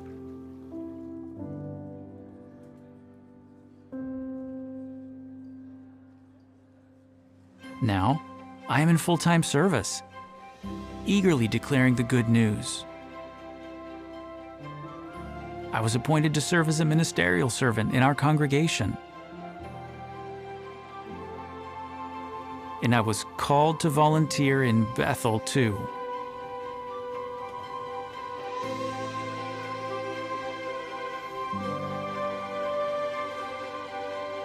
I wouldn't have felt genuine happiness in accomplishing these spiritual assignments if I wasn't in Jehovah's organization. Well, I think we know how this guy got on JW Broadcasting. It's the same old story of if you're a Bethelite, if you're working at the organization or at one of the organization's facilities, whether it's a Bethel or an RTO remote translation office, you're obviously going to be at the front of the queue, aren't you, to be telling your own story on JW Broadcasting. And the issue I always have with these testimonials is that they don't offer any compelling, logical argumentation as to why people should join the organization. It's always about appealing to the emotions. And in this case, appealing to the trope that life outside the Jehovah's Witness religion is filled with debauchery and vice. If you grow up in Satan's system of things, of course you're going to be smoking, of course you're going to be drinking alcohol. Incidentally, I would love to have seen Tony Morris's face when he was watching this part of the testimonial for the first time. They taught me how to drink alcohol to our heart's content. I wonder if that part pricked the conscience of Brother Morris when he was watching this story. And if you don't know what I'm talking about, please check out the Bottlegate video, thumbnail here, if Tibor is gracious. It's one rule, isn't it, for the rank and file when it comes to avoiding alcohol. Another rule, it seems, entirely for the top brass. But yes, it's the same old story. If you're outside of the bubble of Jehovah's protection, people will be getting you to drink, people will be getting you to take drugs and smoke. It's just not true. Yes, there are some people who enjoy smoking in Satan's system of things, but there are also people who don't smoke. Yes, there are people who are alcoholics or have alcohol problems or drink to excess who aren't Jehovah's Witnesses, and some who are Jehovah's Witnesses, Brother Morris.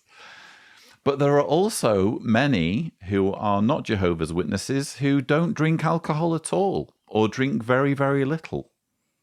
It's just generalizing, isn't it? It's painting with a broad brush people who are not part of the Jehovah's Witness religion as having loose morals, as being unprincipled, undisciplined, and just giving in to excess and doing everything their heart desires. And it's disingenuous. It's all part of the manipulation tactics consistently used by this organization. If you're in our club, you're safe.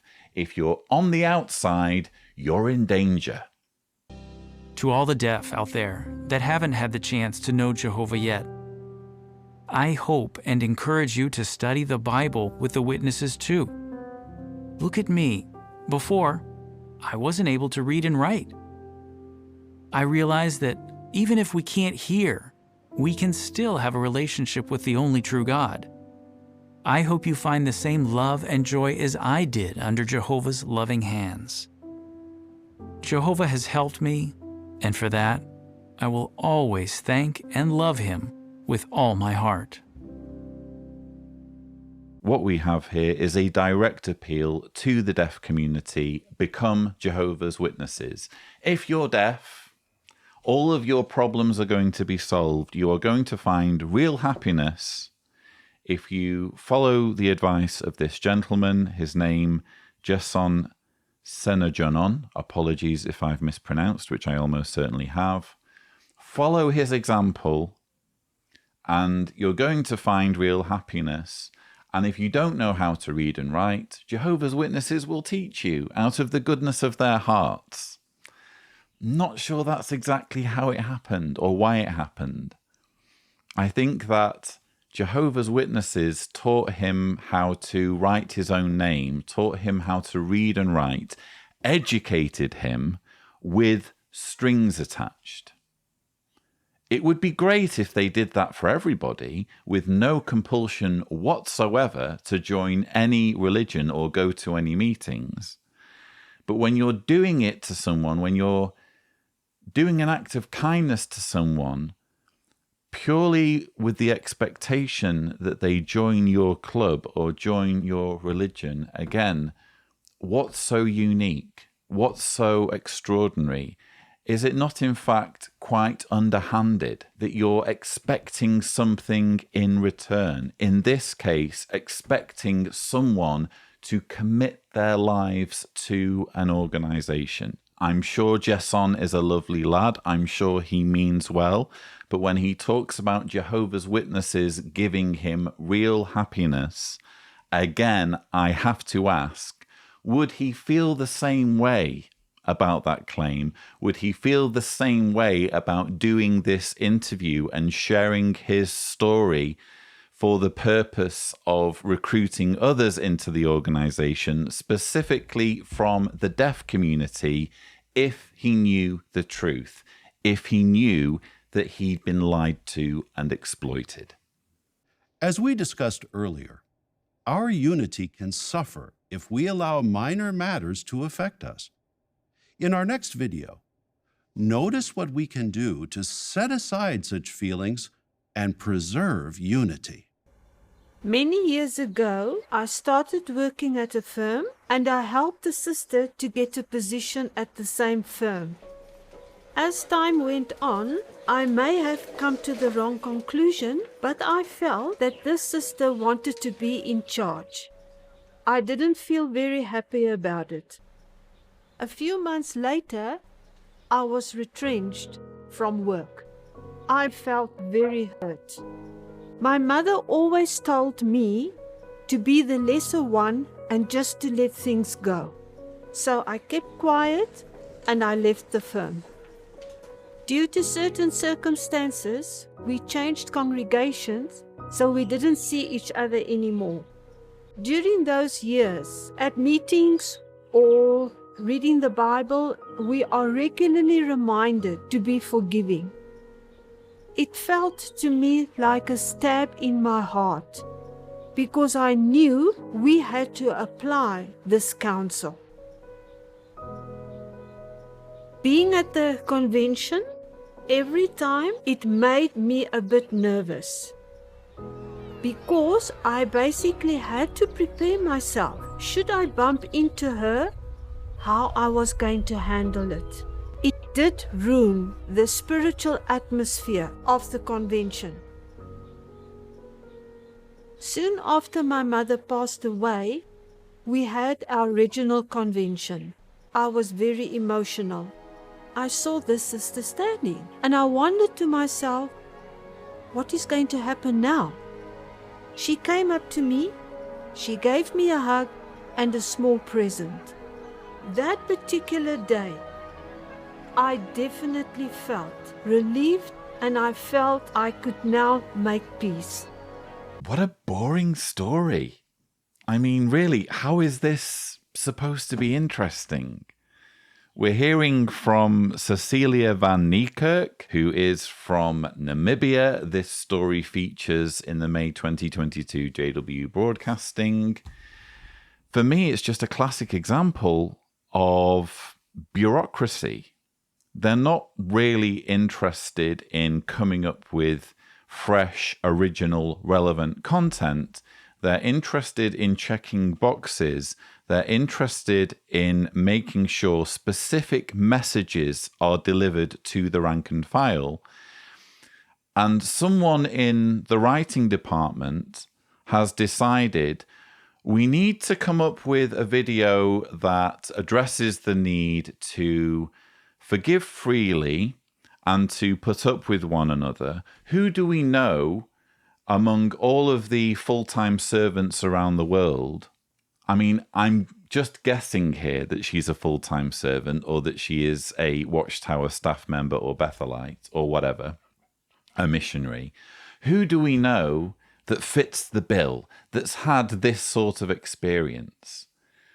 And probably, again, I'm guessing, and I try not to speculate on this channel, but this is how it typically works, probably because of her husband's prominence in the organization.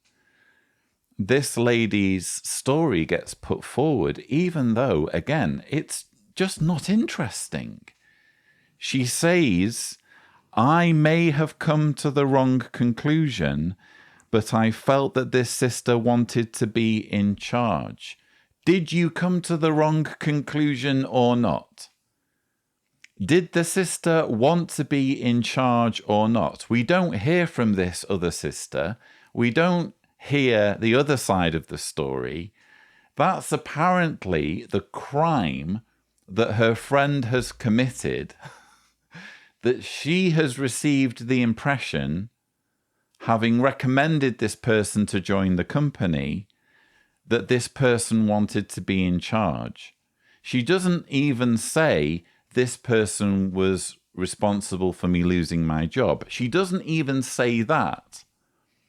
Apparently, this whole story revolves around this perception on the part of Cecilia that her friend may have wanted to be in charge, having joined the company. And based on that, we get a reenactment and everything. We get money dedicated to bringing this story to life in HD. Again, not an interesting story. And even if we do give attention to this story, even if we do fixate on it and try to derive some hidden meaning from it, what's the take-home message? The take-home message is, put up with people if they're in your religion, no matter how toxic their behavior may be. And that's not to say that the behavior of this other woman was toxic, but you can easily see how the same thinking can be applied when someone is genuinely doing bad things to other people. Oh, well, just forgive them, just put up with them because they're part of your religion, and you should just put up with toxic behavior so long as the toxic behavior is being exhibited by someone who shares your faith. We get off the plane, all the brothers are there, we see the love. We're overwhelmed by just the quantity of the brothers that are there, their smiles, their expressions. As the days went on, it was clear they were just looking for what we needed. And it was more than, just giving us some food and spending some time with us. There were so many other things that they did that covered every one of our needs when I'm not sure that their own needs were being covered at times. They knew they just wanted to be there, and they'd figure out the rest when they got there. And that really impressed myself and my wife. I do remember one night getting back to the hotel, and we had a moment to just really think about what we'd seen that day, and started to ask ourselves if we'd ever gone to the same extent. Where I'm from, I feel we tend to stick with what we're very comfortable with. I realized that I really had unknowingly been putting limits on hospitality because of what I was comfortable with, because of the culture where I grew up. Whereas the experience in Ukraine helped me to see that we can break that barrier down so much faster. We could definitely feel that this was what Jehovah's view of hospitality was. It was about looking for what others need and filling those needs.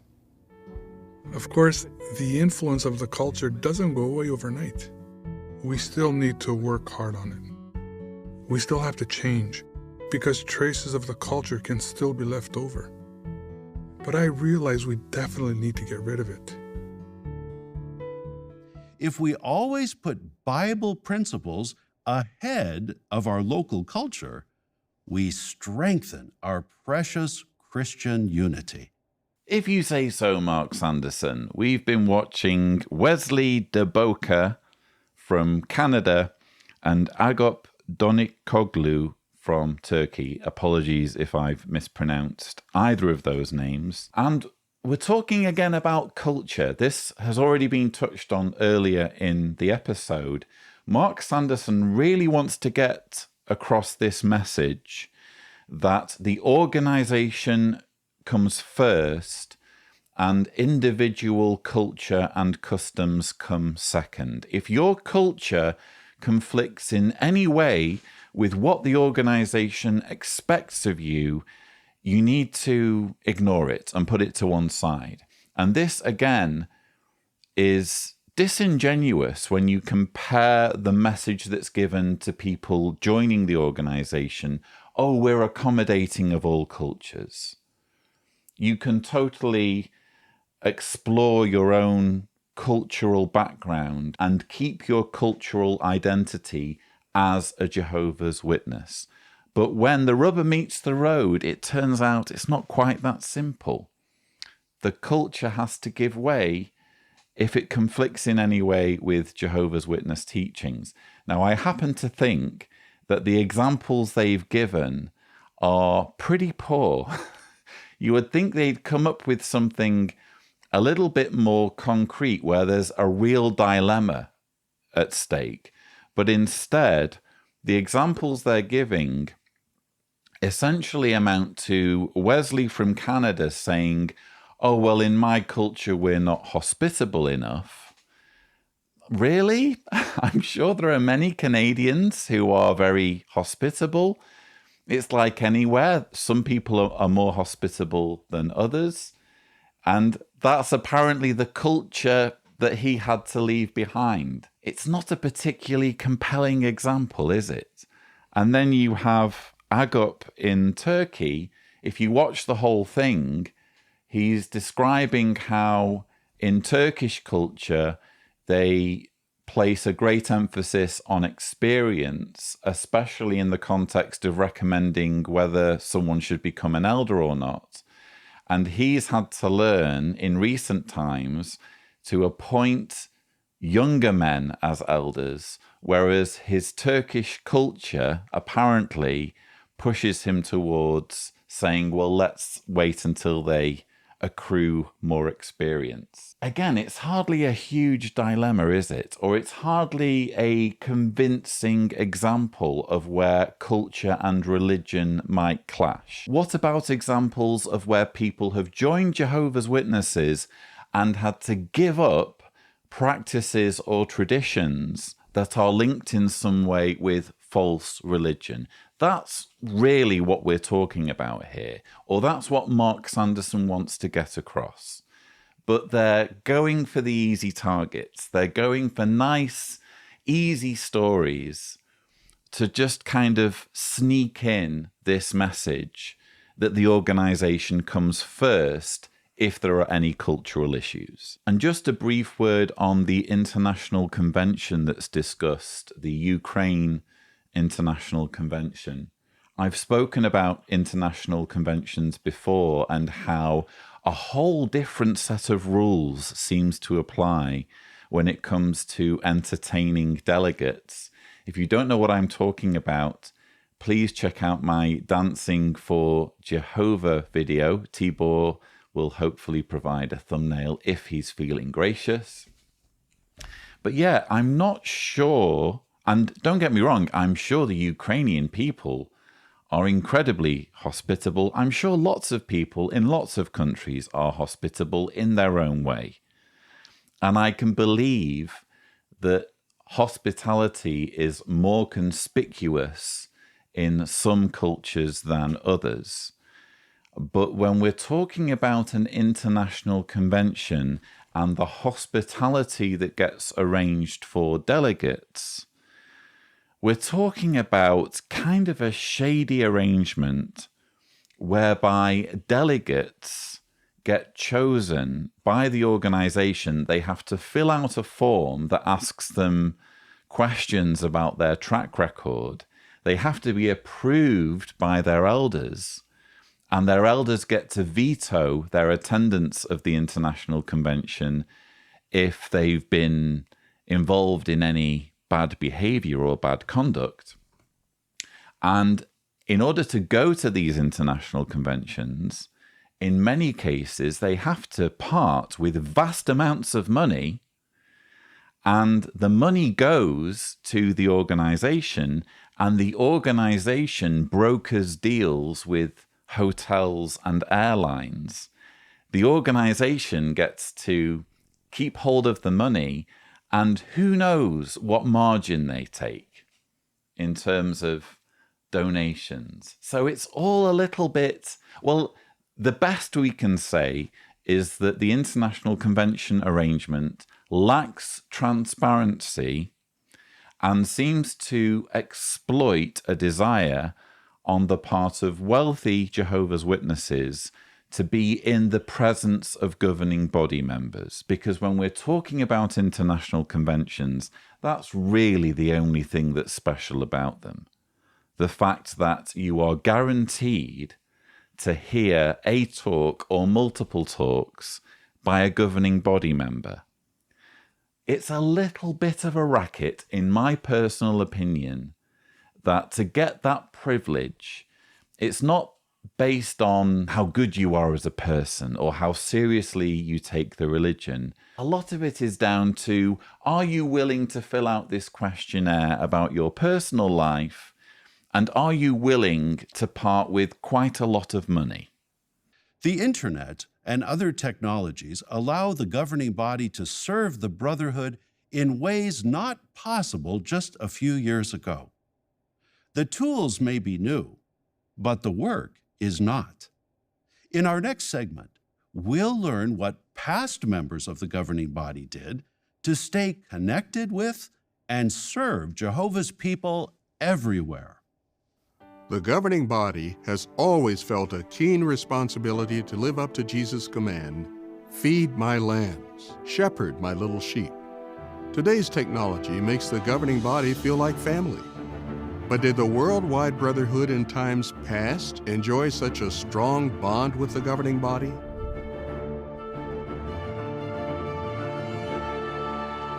Their heart was in the preaching work. I can speak from my own experience that the missionaries were very close to Brother Nor's heart. So after sending them first to Latin America, he was eager to see their progress. And so he visited them. And then over the years, he traveled the world. And he visited as many missionary homes as he possibly could.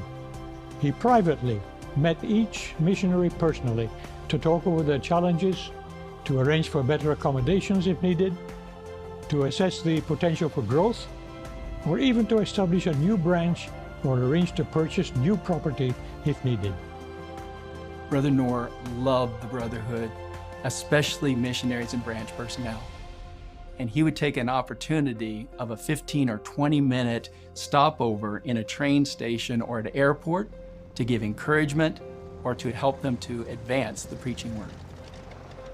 Brother Nor visited all of the branches to encourage the brothers, and he talked with the missionaries. But in the 1950s, there was much growth, and that proved to be too much for him alone. So he decided that it would be appropriate to train some of us brothers so that we could assist in that work and see that the shepherding is done and that the work in the branches is done in unity. I want you to just have fresh in your minds the words that you've just heard from Richard Kelsey, who is in CELTA's, the Central European branch. We just heard him say, but in the 1950s, there was much growth, and that proved to be too much for him alone. But in the 1950s, there was much growth, and that proved to be too much for him alone. Who's him? Who's this him we're talking about? We're talking about Nathan Nor. And the point I'm making here is that this segment is titled The Governing Body Preserves Unity, not Nathan Nor preserves unity, not the president of the Watchtower Bible and Tract Society of Pennsylvania preserves unity, but the governing body preserves unity. They're doing it again. They're rewriting their history and pushing this narrative that there has always been a governing body. There was a governing body in Bible times. Not true.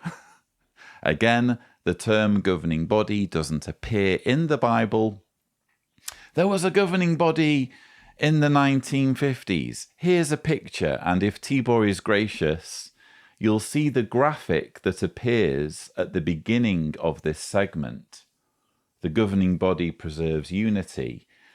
And what they've done is very clever. They've taken quite a famous picture that dates to the 1950s of the directors of the Watchtower Bible and Tract Society of Pennsylvania. Here is the same picture, but as it really appears. And what you'll hopefully see straight away is that there's an individual on a much nicer chair than the rest.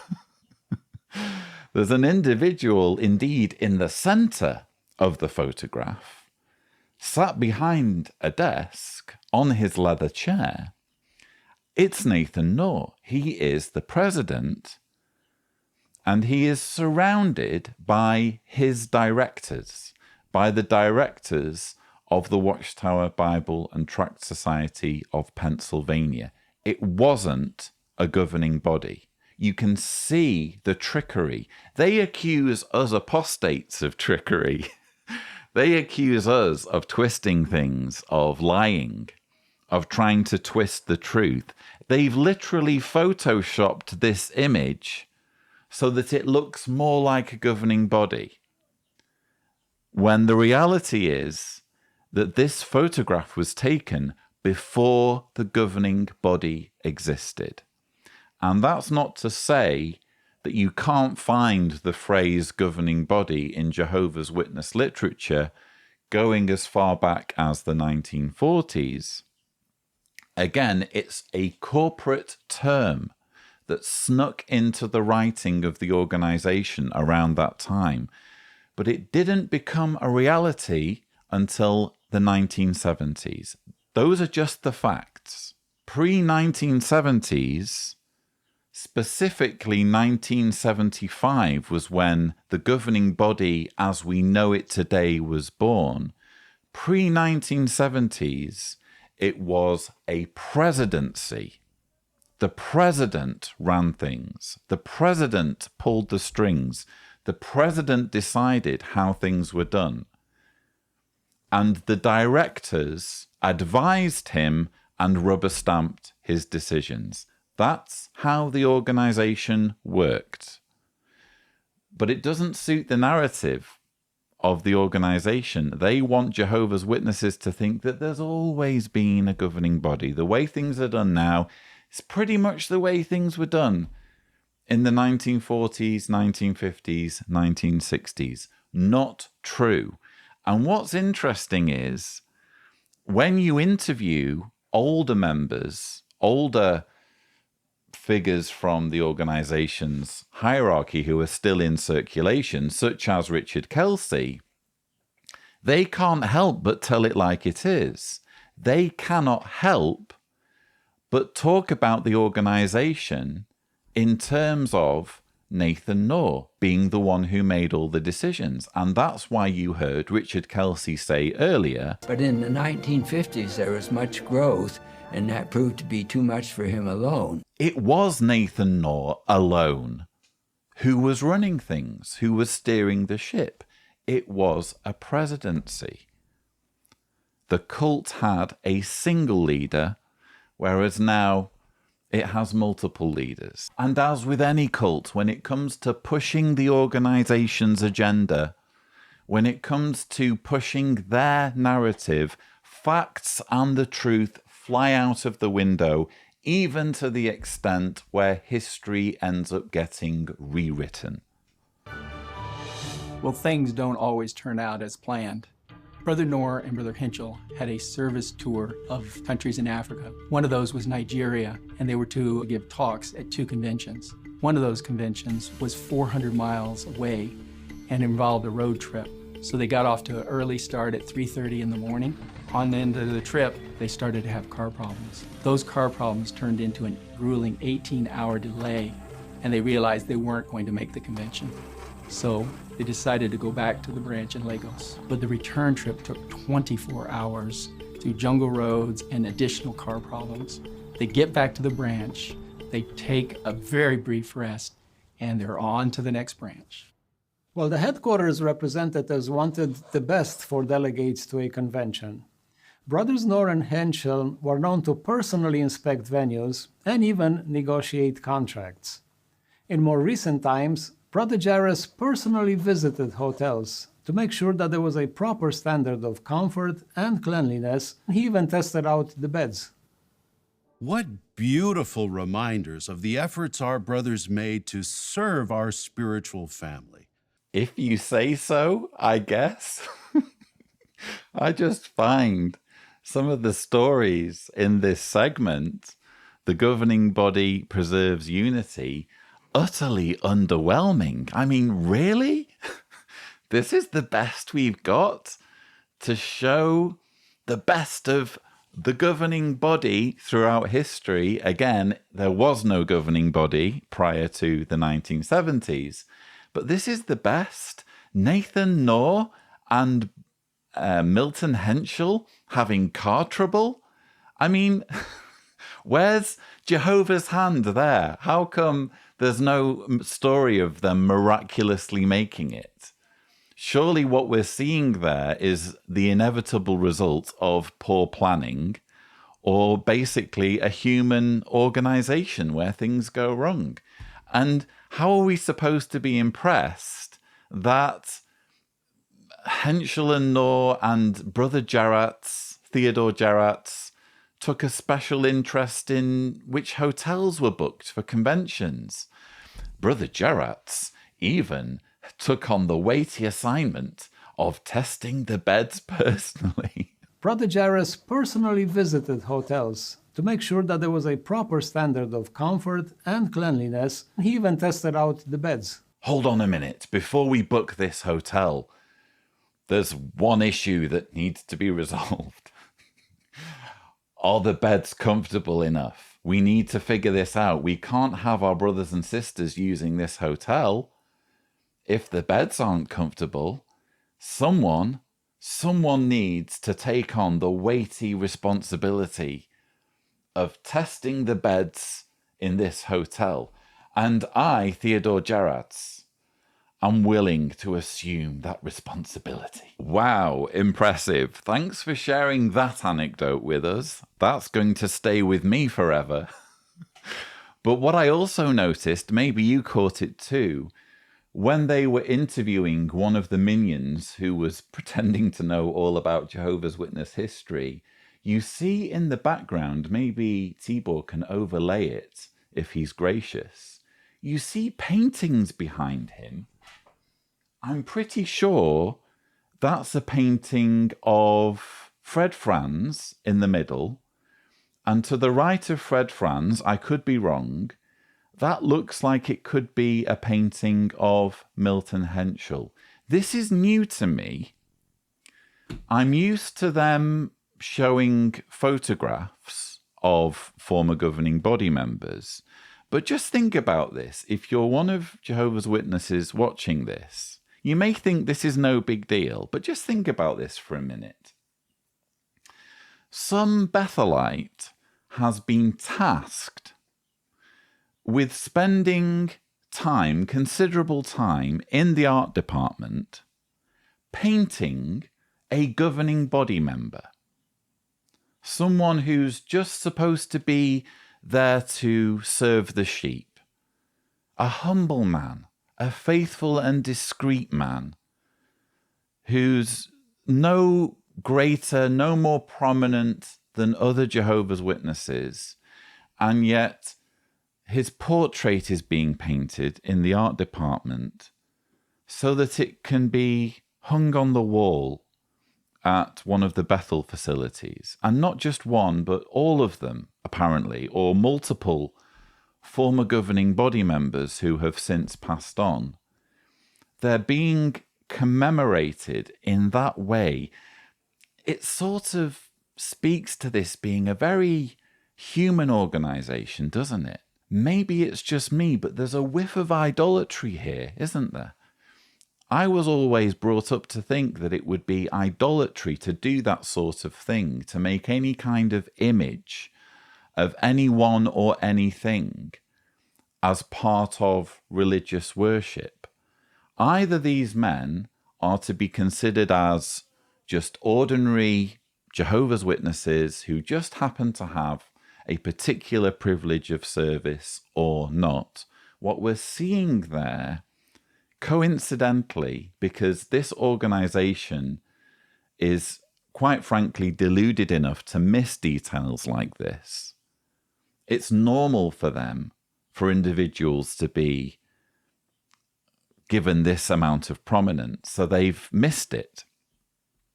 But what we're getting here is a clue to the true nature of the organization. This is a hierarchy where the higher up you climb in the organizational ladder, the more prominence you will be given.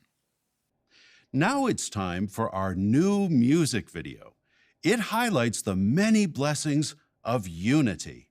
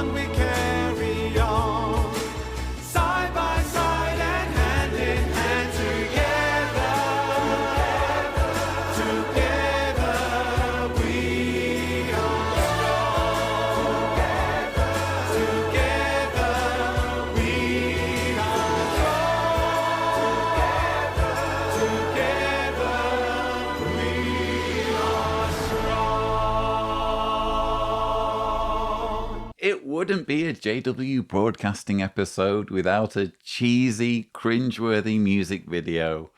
And the one for May is titled United Together.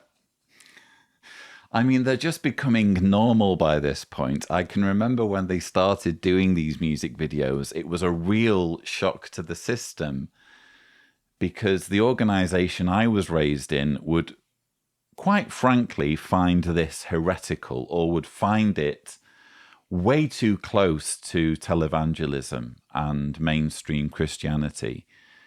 But the rule book's just flying out of the window, isn't it? And the organization, the religion of today is unrecognizable. So who knows? I mean, nothing surprises me anymore. There were a couple of things I wanted to comment on about this particular video, and you'll see what I mean, especially if you go and watch the full thing, which I'm sure many of you want to do. Now that you've seen this teaser, you'll go straight away, I'm sure, to the jw.org website to download the full file. But one thing you notice when you watch the full thing is that intermittently they show governing body members. You saw there Stephen Lett giving a talk. Samuel Hurd appears twice. Even Gary Bro, who's a governing body helper, I think he appears twice. So they're very clearly trying to smuggle in these prominent members of the Jehovah's Witness hierarchy so that, again, witnesses can identify who their leaders are. It's such a huge departure from how things were done when I was in this organization, and it was all supposed to be about serving God, not serving man. we used to pride ourselves on not knowing who the members of the governing body were. In fact, that was one of the lines we used in the ministry. When people used to say, oh, you're just coming here because your leaders have sent you, we'd say, well, we don't know who our leaders are. How can you say that nowadays in 2022 as a Jehovah's Witness? You're forced effectively to know who your leaders are. They're thrust in your face at every opportunity. And the other thing I'm sure you noticed was the baptism scene. I'm calling it a scene because it looks staged to me. It doesn't look like it's like a real baptism, because you see it, maybe Tibor can overlay, you see the baptism and then you see the baptism being viewed with the camera positioned behind the two ladies there, implying to me that they've just depicted a baptism. But if they have depicted it, what they've chosen to do, as you can see there, is show a child being baptized. Always makes my blood boil. And we've touched on it recently because there's this increasing focus on getting children baptized. They're blatant about it nowadays. But again, it's so wrong to get an individual, manipulate an individual into pledging their entire life to an organization when they're too young to vote, too young to get a job, too young to get into a contract, too young to go to jail. The government, the state, doesn't recognize them as a fully fledged citizen, and yet this organization will exploit their innocence, will exploit childhood credulity to get them to pledge to the organization. Even though the organization itself may change its teachings, the child that gets coerced into baptism by its parents can never change their minds.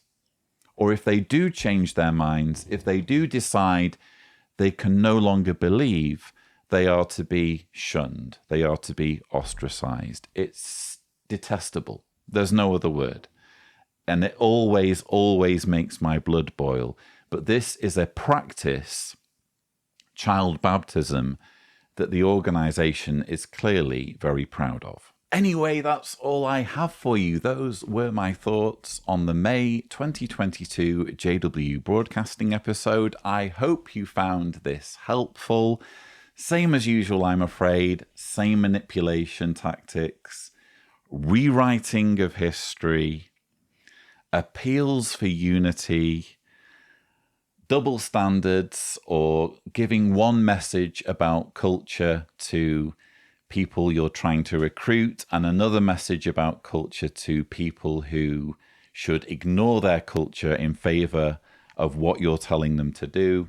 So shady, so manipulative, but hopefully by drawing attention to these things, some of you will be helped in some way. But that's all I have for you. Don't forget to subscribe to the Lloyd Evans channel for more such videos. And as always, thank you for watching.